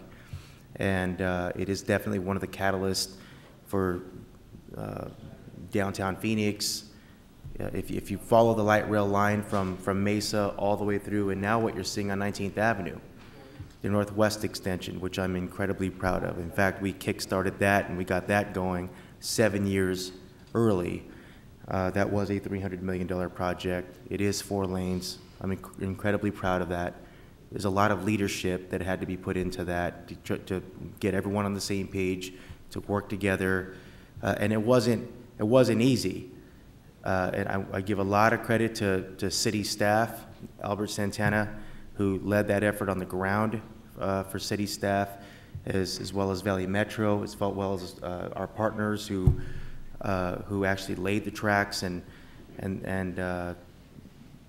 you know, the leadership definitely from what is now known as 19 North, Open Door Fellowship, all of the businesses that have come together, the schools, Washington Elementary School District that came together with clergy and so on. So having an opportunity to help with that, and it was hard. I mean, I got to tell you, I remember I remember getting my hair cut twice a week sometimes, doing the best I could to support this barbershop and the barbershop, you know, a mile north, and getting new tires there on 19th Avenue and Dunlap, and taking my council team to have lunch at Las Glorias, and using my council show to help bring some attention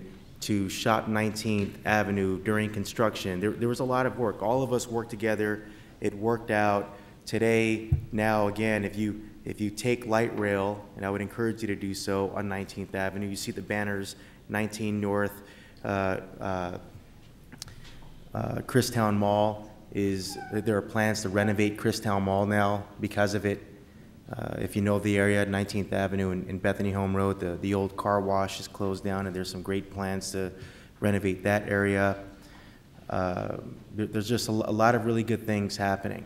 It's still an area that is transitioning, but you know, a walk the walk for sure. In fact, I now live in the area, so I do believe in it. I believe in what this does for not just that neighborhood, but for the entire city. You think about the growth, the things that are happening right here in downtown Phoenix, the economic driver that it is, the tax base that it's being, the taxes that are being generated to do things like hire first responders that patrol neighborhoods in North Phoenix and literally everywhere, even if they never see light rail. Believe me, it's good for every neighborhood in the city of Phoenix. Every single council district benefits from having a strong light rail system, and whether you use light rail or not. So it's the return on investment. It is revitalizing neighborhoods. When the construction process started on 19th Avenue, I remember getting reports all the time of you know, water lines being broken, corroded, things that had to be replaced. I mean, we're talking infrastructure that we just don't see unless you do take a look underground. And so that was an opportunity for us to replace that type of infrastructure as well. It's very, very valuable. And yes, it also is valuable as a tool for transportation. So I'm a strong supporter of light rail, of infrastructure. I was proud to like many of my colleagues, work with the Congressman, Ed Pastor, in 2012 and 2013, working with our city staff and winning that Tiger Grant in 2014 that started the process, the $1.6 million that started the environmental study for South Central. That was a big day for all of us. And I wish we were talking, frankly, about 4 lanes for South Phoenix. Like, you know, you heard Ed Pastor mention when he was here a few hours ago, how some people felt it was unfortunate, and put me in that group. It was unfortunate that when we started getting light rail in this valley, we didn't start in South Phoenix. We should have started in South Phoenix. And so we can't afford to not do it right, but we also can't afford to not do it. And that's what's a little unfortunate here. I wish we were talking about 4 lanes, South Central. It's a real possibility based on all the research that I've done, the questions that I've asked, working with city staff, you know, listening to you, Mr. Smith. It's a real possibility that we will lose hundreds of millions of dollars, it sounds like, should we start over, especially given this climate. You know, a few years ago, it was a different administration in DC. Ed Pastor led the charge. You have someone who was willing and capable, well received, someone who can work on both sides of the aisle. It all worked out for us. And to You know, to go back to the drawing board would be incredibly risky. Now, if I'm not mistaken, we are talking about potentially losing, I seen one stat that showed about half of what the value is of this project. Am I right? 49%? Councilman Valenzuela, yes. Our request to the federal government will be just under 50%. So about 49%, from what I understand, of the entire value of this project. That's correct. So that's if what this right now we're project planning is on. about $950 million, quick math, we're talking $475 million is what we are talking, is what would be at risk here for us going back to the drawing board. And so if I had it my way, we'd be talking 4 lanes instead of 2, undoubtedly. But now I feel like the conversation is, you know, do we have light rail or do we not? Do we go with light rail or do we not? And I'm going to ask the people on the panel, do you see it any differently? I mean, is there a possibility, as you see it, to... I don't want to be fatalistic because I don't have I don't have a crystal ball, but I would say that it would put us in a very, very negative position that if I were betting, I would bet against our ability to finalize the project with the federal government. So the answer is, yeah, you're voting on the future of the project. And I know I'm with you. I wish we were talking 4 lanes now, but we are where we are in this process, and I can guarantee you that we will continue. Once again, we're dealing with the right-of-way issues and the environmental. We'll do whatever we can working with the group to mitigate their concerns and to create opportunities where there are. We haven't exhausted everything. We just can't expand the right-of-way. And so that creates some challenges for us because there simply isn't enough space to put 2 safe lanes on each side. But we're not done. We're not done working with the community and figuring out ways that we can mitigate their concerns, whether it's the ability to put 2 lanes in and stripe it, or whether it's in helping them going overboard to help them to mitigate their concerns and to help them get through this process, which we're willing to do, and we've done that in the past through. When we say business assistance, I know that's just sort of a name that we throw around, but you have one-on-one individuals. You have a lot of marketing money that goes in, like we did on 19 North.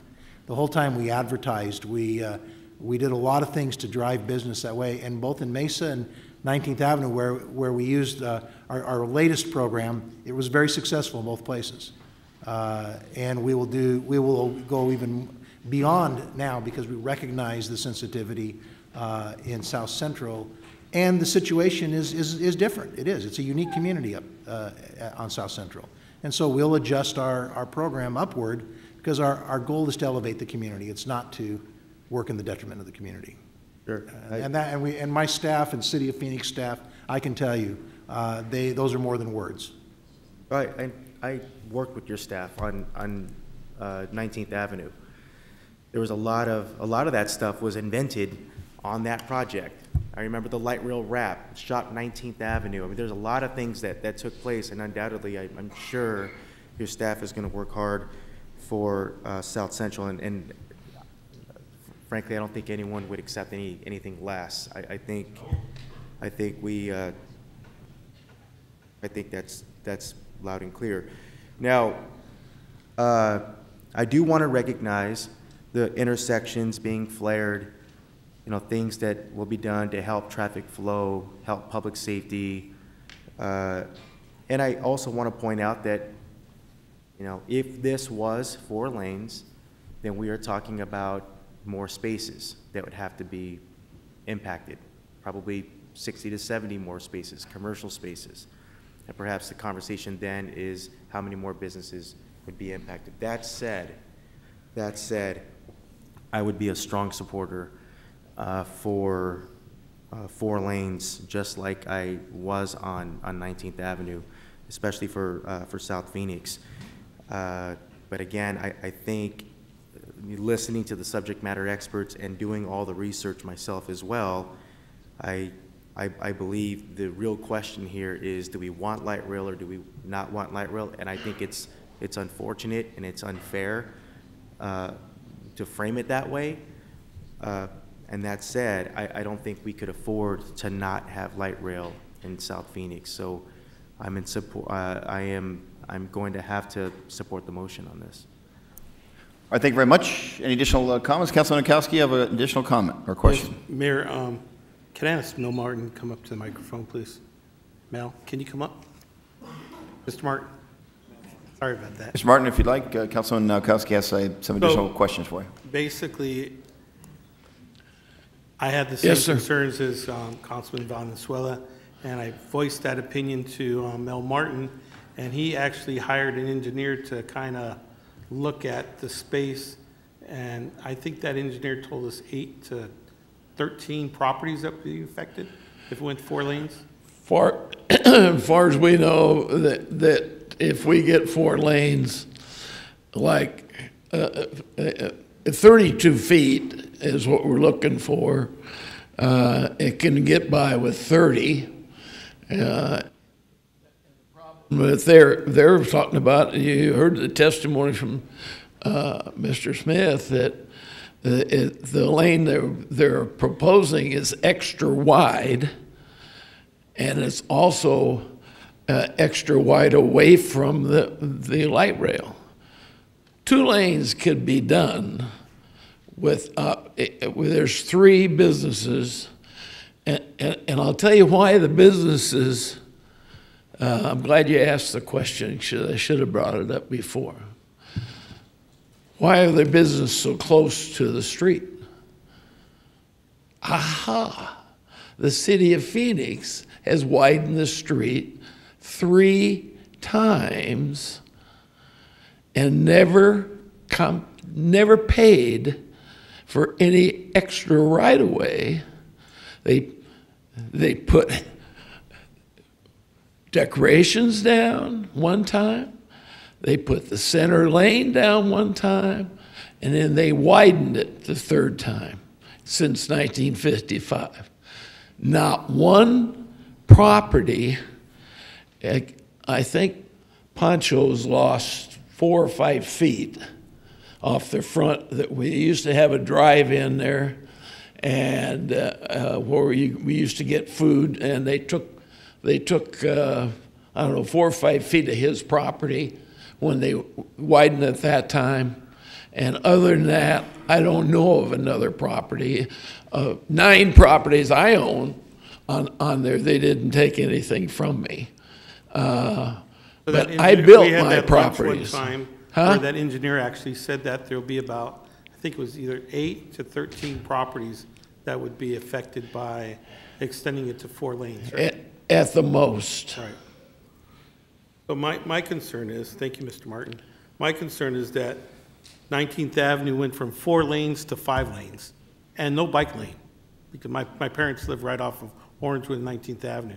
So now you're looking at South Phoenix and you're talking about 4 lanes down to 2 lanes.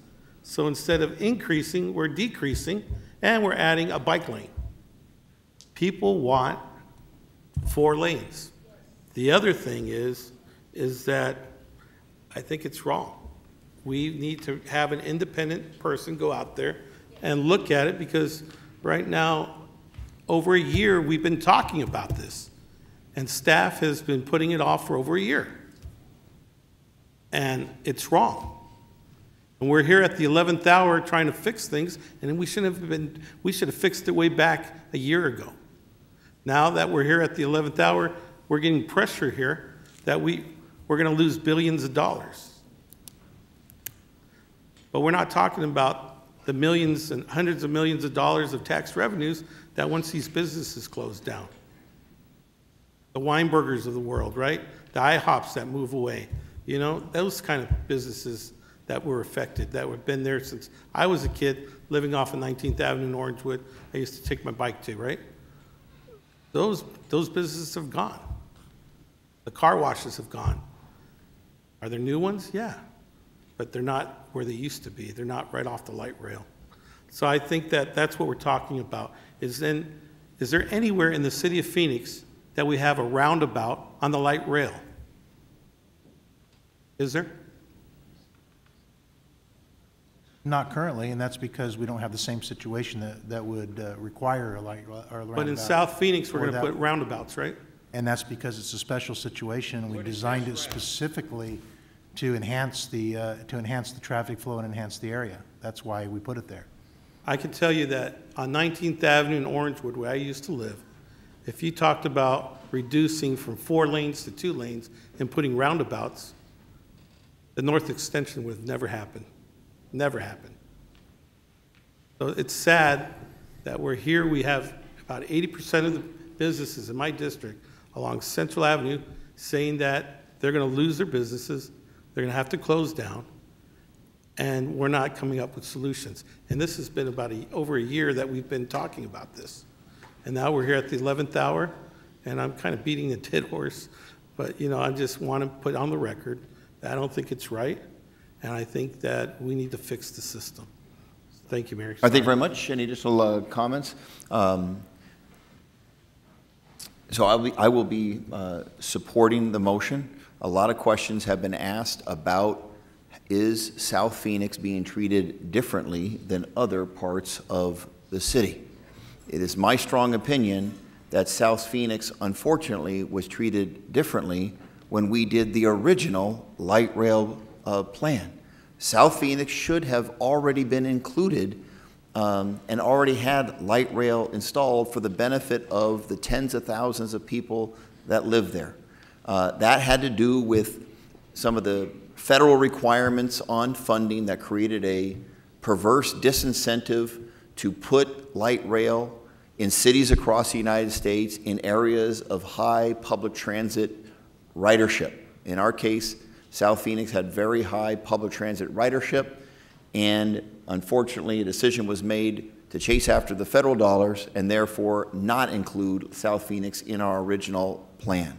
We have a historic opportunity to rectify that mistake and to bring the benefits of light rail and significantly improve public transportation to the people of South Phoenix and shortly thereafter to Metro Center, if not simultaneously, and other parts of the city.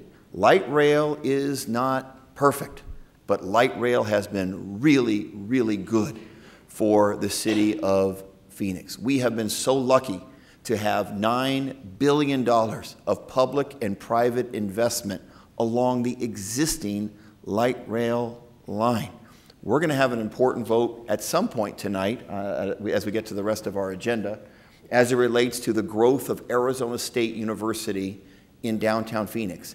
ASU in downtown would not be there if this city wasn't committed to investments in public transportation, particularly light rail. We wouldn't have had the massive improvements in terms of people moving to the heart of our city without the investments that we have made in public transportation, in particular light rail.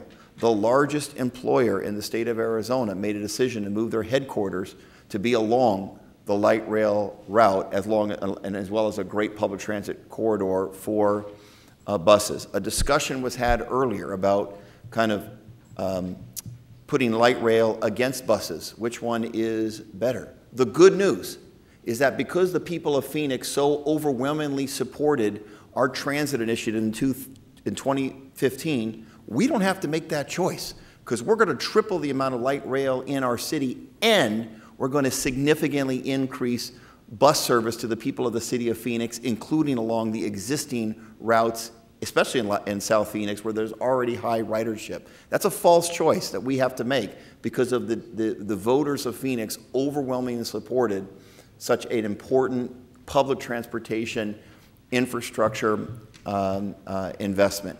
Tens of thousands of people in South Phoenix will now, as soon as we can get this thing moving as quickly as possible, are going to get the benefit of light rail, connecting them to important employment corridors, connecting them to important higher education corridors, not just ASU in downtown Phoenix, but of course ASU main campus in Tempe. And yes, Mayor Smith, to higher education opportunities in Mesa as well, if that's where they so choose to go. And oh, by the way, to Grand Canyon University in the not too distant future as well.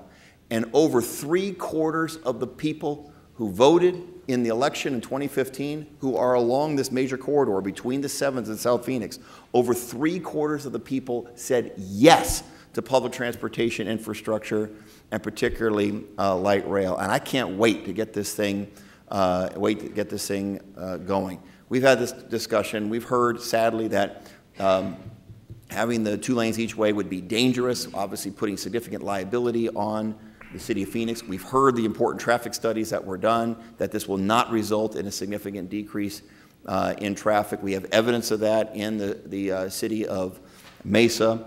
Paul Gilbert wasn't able to testify earlier, but obviously when he represents development opportunities in the city of Phoenix, he touts those traffic studies, the accuracy of those traffic studies. This is a unique historical opportunity, and as mayor of this Phoenix, who campaigned on this when I first ran for mayor back in 2011 and was proud to have the transit initiative on the same ballot as my re-election, to put my name behind a revenue increase to support public transportation infrastructure investment. I don't plan to miss this opportunity. I respect everyone that politely disagrees. I respect every single one of them. But I, as mayor, I'm not going to miss this opportunity to advance light rail, what President Obama said was one of the top ladders of opportunities in the entire United States of America, where public infrastructure investment can lift the lives of people by providing them better opportunities for employment and higher education.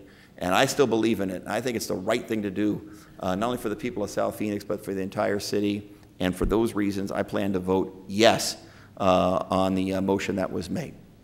Any additional comments? Roll call. Gallego. Yes. Nowakowski. No. Stark. Yes. Valenzuela. Yes. Waring. Williams. Yes. Mayor Stanton. Yes, the motion passes 5-2. The motion to deny the citizen petition. Now we will quickly go through the remainder of our agenda, because Mayor? many of us have that important public meeting at 7 p.m. On a discussion of that sad tragedy in Central Phoenix. Vice Mayor. Councilman Waring, can we combine the next 2 items, that 36 and 41? Okay, I would move approval of item 36 and 41. Second. Motion and a second. Any comments or questions? Any cards? Roll call. Gallego. Yes. Nowakowski. Stark. Yes. Valenzuela. Yes. Waring. Williams. Yes. Mayor Stanton. Yes, item passes 7-1. Vice Mayor. I would move approval of item 58. I think this is a fantastic plan. And cards have been withdrawn, so. Motion in favor of 58, is that correct? Is there a second? Second. There is a second. Any comments or questions? Roll call on 58. Gallego. Yes. Nowakowski. Stark. Yes. Valenzuela. Yes. Waring. Williams. Yes, Mayor Stanton. Yes. Next item, Vice Mayor. I think we're to the general plan amendment, item 94. Do we need staff presentation? I believe we Second. do. Are we at the 94? Okay, we're on Having a public 94. All right. 94 has to do with character plans. Is anyone requesting a full staff report, or would you prefer the really short version? I think we do a long one. The short one. Mayor, members of council, this item is GPA 1-17.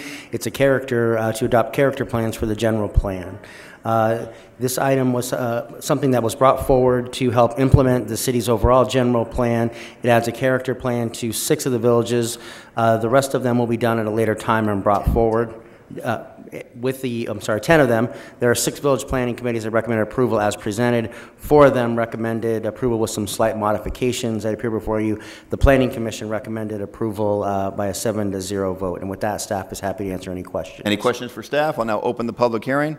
Public hearing is now open. Mr. Gubser, provide testimony on item 94. You're in favor of the staff recommendation. Go ahead. Mic on, please. Is that mic on?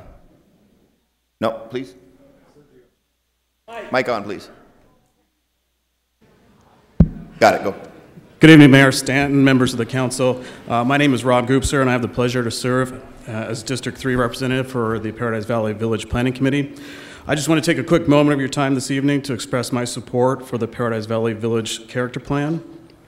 As someone who was born and raised in the area and chose to move back and raise my family, I strongly support any planning efforts that will help, as stated in the plan, to better equip stakeholders with the ability to preserve and protect the village character while encouraging growth and investment. This document, coupled with the North 32nd Policy Plan and the recent adoption of the Plan Phoenix General Plan, helps create a strong vision and strategic path for growth in the area. I would also like to thank and commend staff, including Mr. Stevenson and Mr. Bednarik, for their hard work and dedication with weekend summits and multiple presentations before the committee. It's not an easy process, but they excelled in creating a quality plan, and I thank you for your time. Thank you very much. Any additional public comment on item 94? Going once, going twice. The public hearing is now closed. There is a staff recommendation. Is there a motion? This is a citywide entity, so Vice Mayor or anyone else on the council, is there a motion on 94?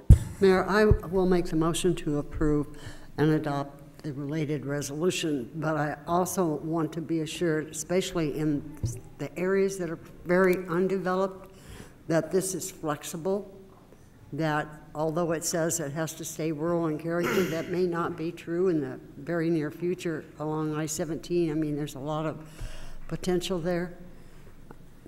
Convince Mayor, me it's flexibility, and you can review this every couple years, so we don't have to have fights over whether it stays horse property or it's open views or it's the commercial development. All right, so this is the character plan up in North North I-17 area, area, please. actually.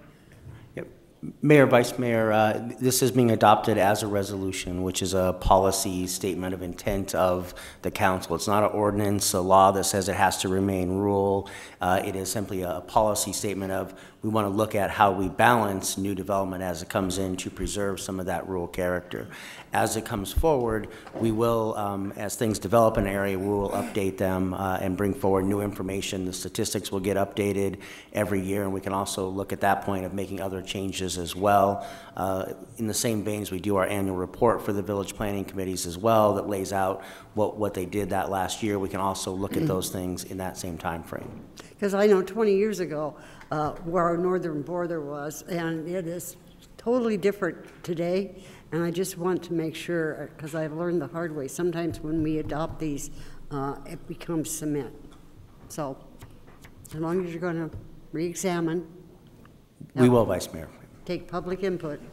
I made the motion to approve. We have a motion to approve. Second. And that involves, based on the Planning Commission's approval, and adopt Right. the related ordinance, or resolution, excuse me. I said that the first time. Thank I you. just didn't So the say motion and a second. Any additional comments, members of the council? Roll call. Gallego. Yes. Nowakowski. Valenzuela. Yes.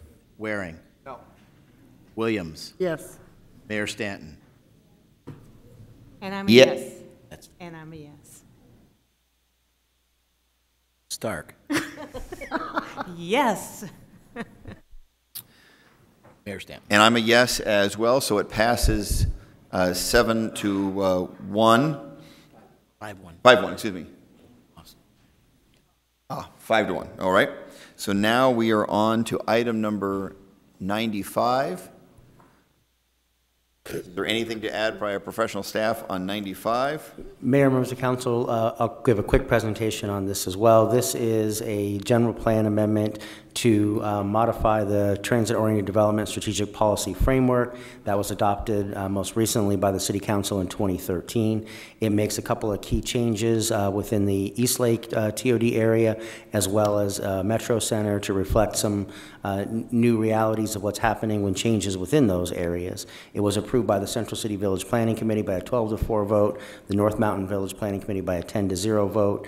It was also a 7-0 vote approval of the Planning Commission, and with that, staff is happy to answer any questions. Any questions for our professional staff on 95? I would move approval of staff. Wait a minute, got to do the public hearing. Oh, I thought we were done. We're not done yet. I've got to open up the public. So on Anxious. item number 5, sorry about that. On item number 95, we're going to open up the public hearing. Public hearing is now open. There actually are numerous folks who want to testify. They waited a long time. So it's up to you. Mr. Virgil Berry, did you wish to provide testimony? I think you're in favor of the staff recommendation, particularly as it relates to the East Lake area. Members of the City Council, after 4 hours, I'm just going to thank the staff for working with us all this time. Thank you. That's it. Best speech of the night. All right. Royna Roselle, did you wish to provide testimony? I pretty much did what he said, except I really want to commend Josh Bedarnik because I pronounced it incorrectly. He has put in so much time. Thank you. And if ever you need a staff person to go out in the community and work with the community, I highly recommend. All right, thank you very much. The people at home couldn't hear that, but I'll try to paraphrase. She was in support of it, but showing some love for Josh Bedarnik and our planning department for all the effort that he put in. So, is he eligible for a raise, Mr. City Manager? I don't know. Talanya Adams, in favor. Talanya, you want to provide testimony? Good to see you. Hi, Mr. Mayor. Hi, Council. Thank you. I'll be quick, too. I just want to thank staff, both Mr. Stevenson and Mr. Bettenard. I want to thank Councilwoman Gallego and yourself, Mr. Mayor, as it relates to this process on this general plan amendment. Thank you. Thank you very much. We took your advice. How about Gil Arvizu? You're good to go. Richard Yarbrough, who had to leave, he's in favor. Here in favor, not wishing to speak, former Councilor Michael Johnson. That'll save us about 10 or 15 minutes on our agenda there. A half hour? What are you talking about? All right. Also in favor, not wishing to speak, Mr. Michael Lafferty. Good to see you. All right.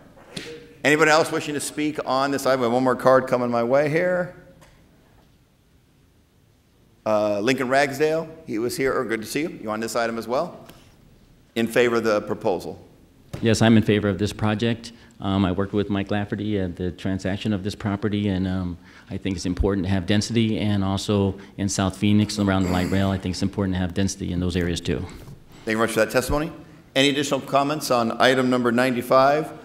Going once, going twice. The item is now closed. Would anybody like to make a motion on 95? Move approval. And adopt the commission, per the planning commission, and adopt the related ordinance. I'm sure she meant to add. Exactly what I That was a friendly amendment. She accepted the friendly amendment. There's a motion and a second. Mayor, Council, it's per a resolution. It's a resolution. Adopt the related resolution is exactly what I meant. All right, so there's a motion on the staff recommendation. There's a second. Any additional comments? Roll call. Gallego. Yes. Nowakowski. Yes. Stark. Valenzuela. Yes. Waring. Williams. Mayor Stanton. Yes, that item passes 5-1, 6-1? 6-1. Okay, next item is 96. I think 96 and 97 are companion items in District 7. Is there a short staff report on 96 and 97? Mayor, members of council, yes. Item 96 is a general plan amendment, and item 97 is a rezoning request. They both deal with a property that's approximately 280 feet west of the northwest corner of 67th Avenue and Van Buren Street. The general plan amendment, item 96, is a request to allow 11.43 acre site to change its general plan land use designation from residential 3.5 to 5 dwelling units per acre to Commerce Park Business Park. This particular request was approved by the Estrella Village Planning Committee and approved by a 6-0 vote, and the Planning Commission by a 7-0 vote. The related rezoning case seeks to change that same parcel from a mix of C2 and C3 commercial retail to Commerce Park, General Commerce Park, to allow for a Commerce Park uses.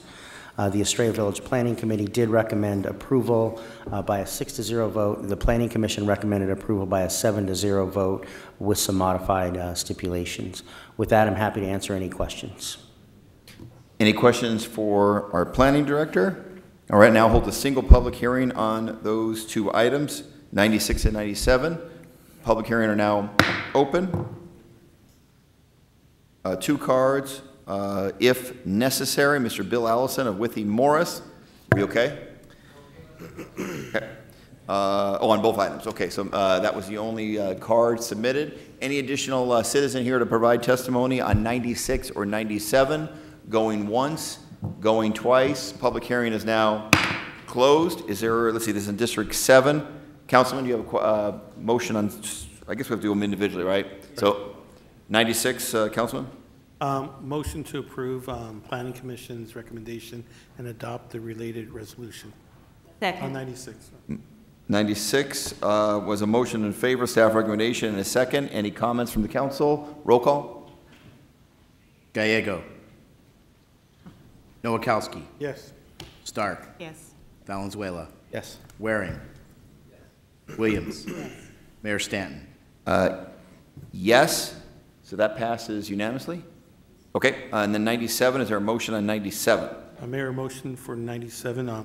Motion to approve prior to Planning Commission's recommendation and adopt the related ordinance with modifications of stipulation number 9 as follow.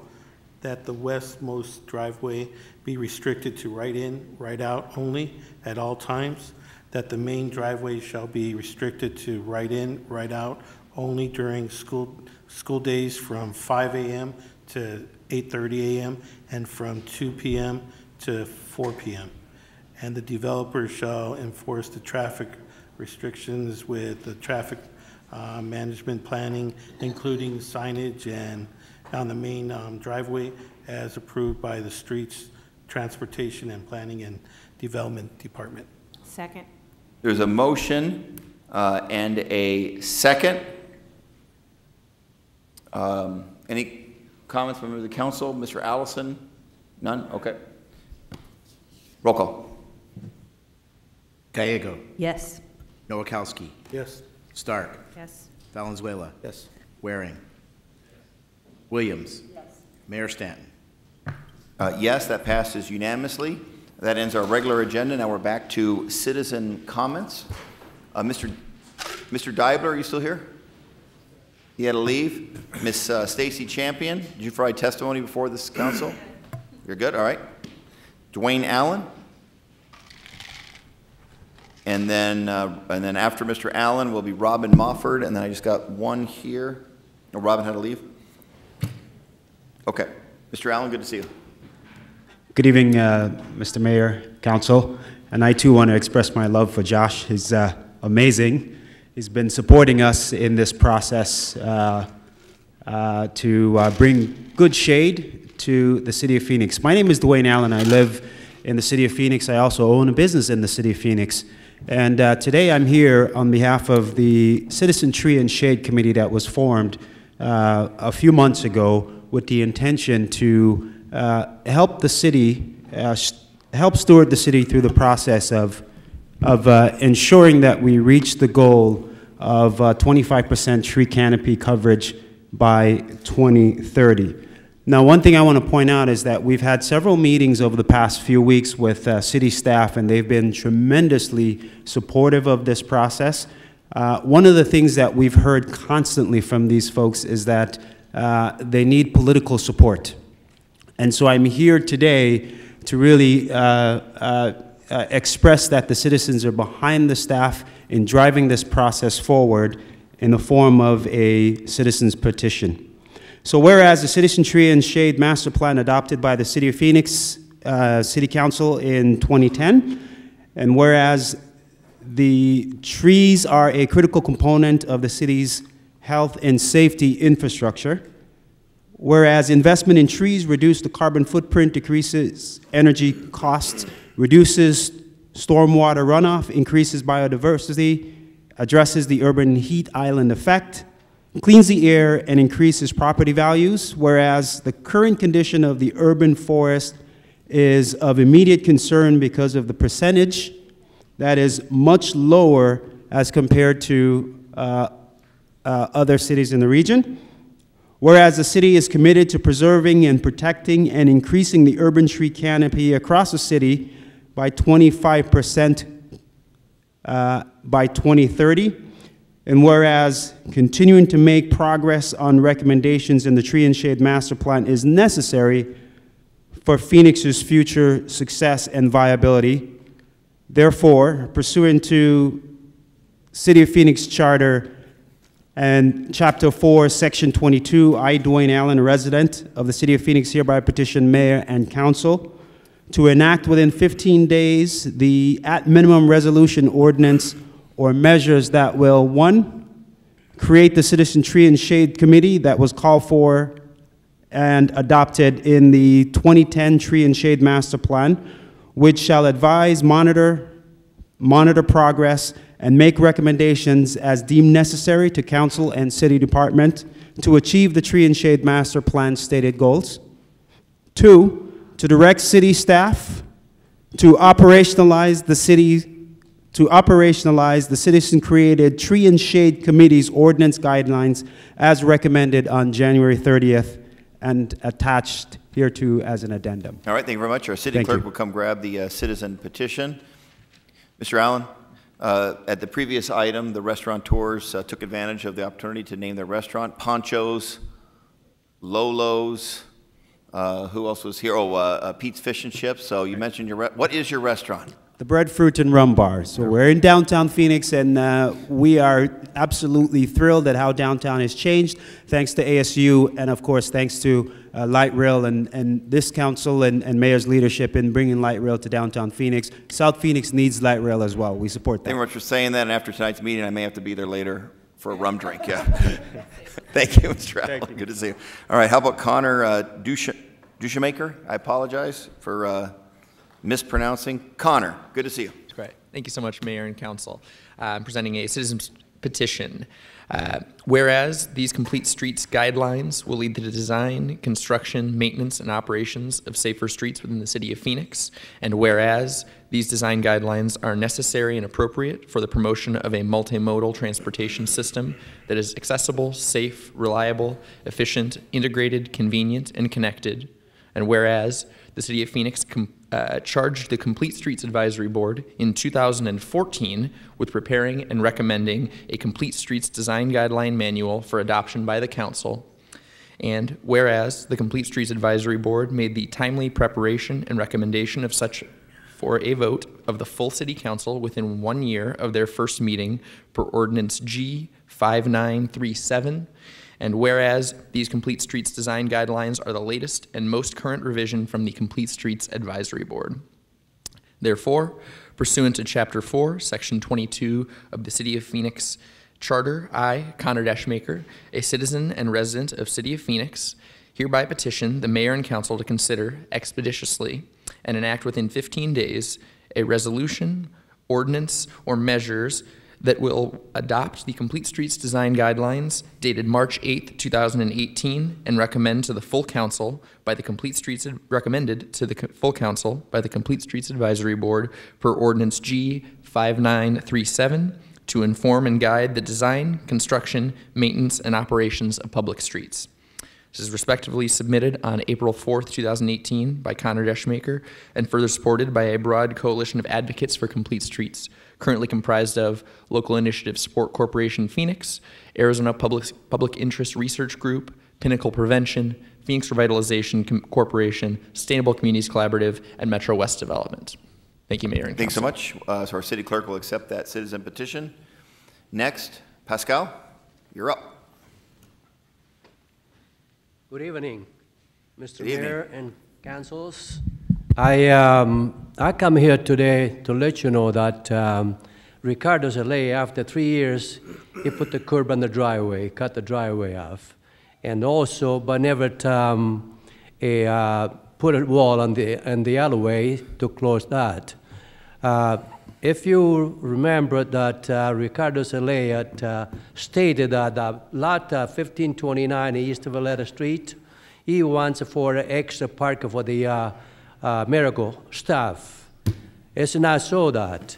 Ricardo Zelaya, he went down to the state and got it to the Miracle board, and they got access in there, you know, in residential areas.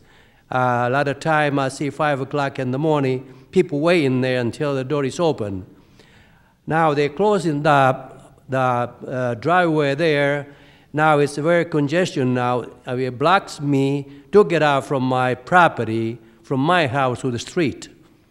Something got to be done. This council and this mayor got to be done this. So Ricardo Celaya, he got the access in the wrong place. The one that the access was on East McKinley, they closed that. The state closed down, and they bring it down in front of my house. Now, what are we going to do about Mr. Mayor? I ask you a question. Did you have an answer for me? I cannot legally yes, answer that question. Yes, I understand that. You can talk here in front of people. Yes, but what I ask you now, the access got to disappear from my house, period, because it's the wrong place. I don't mind having that office in there, you know. At the very beginning, I agree with Ricardo Celaya for the have the office in there, that office in there. I never disputed that. But then he jumped over again. Now it stopped me to get out of my house when I won. And that's something got to be done here. The one thing you can do, the council here, you got to stop those guys there to remove the outside in front of my house. All that traffic is unnecessary. If they continue that, I have some big trucks. I want some big trucks. And I'm going to put the trucks on the street, and I'm going to block everything in there. All right. And I hope that the police officers, they're going to, when I call it, they will respond on my call. Because it is something that can be doing that. We can resist that. It cannot be access in there because as people in there is like a bees. They start at 8 o'clock in the morning until 6, 7 o'clock at night, 6 days a week. That's ridiculous. I appreciate your testimony. Pascal, thanks for being here. Thank you, Mr. Mayor. Thank you. Councils. Our final speaker on citizen comment is Dee Dee Barker.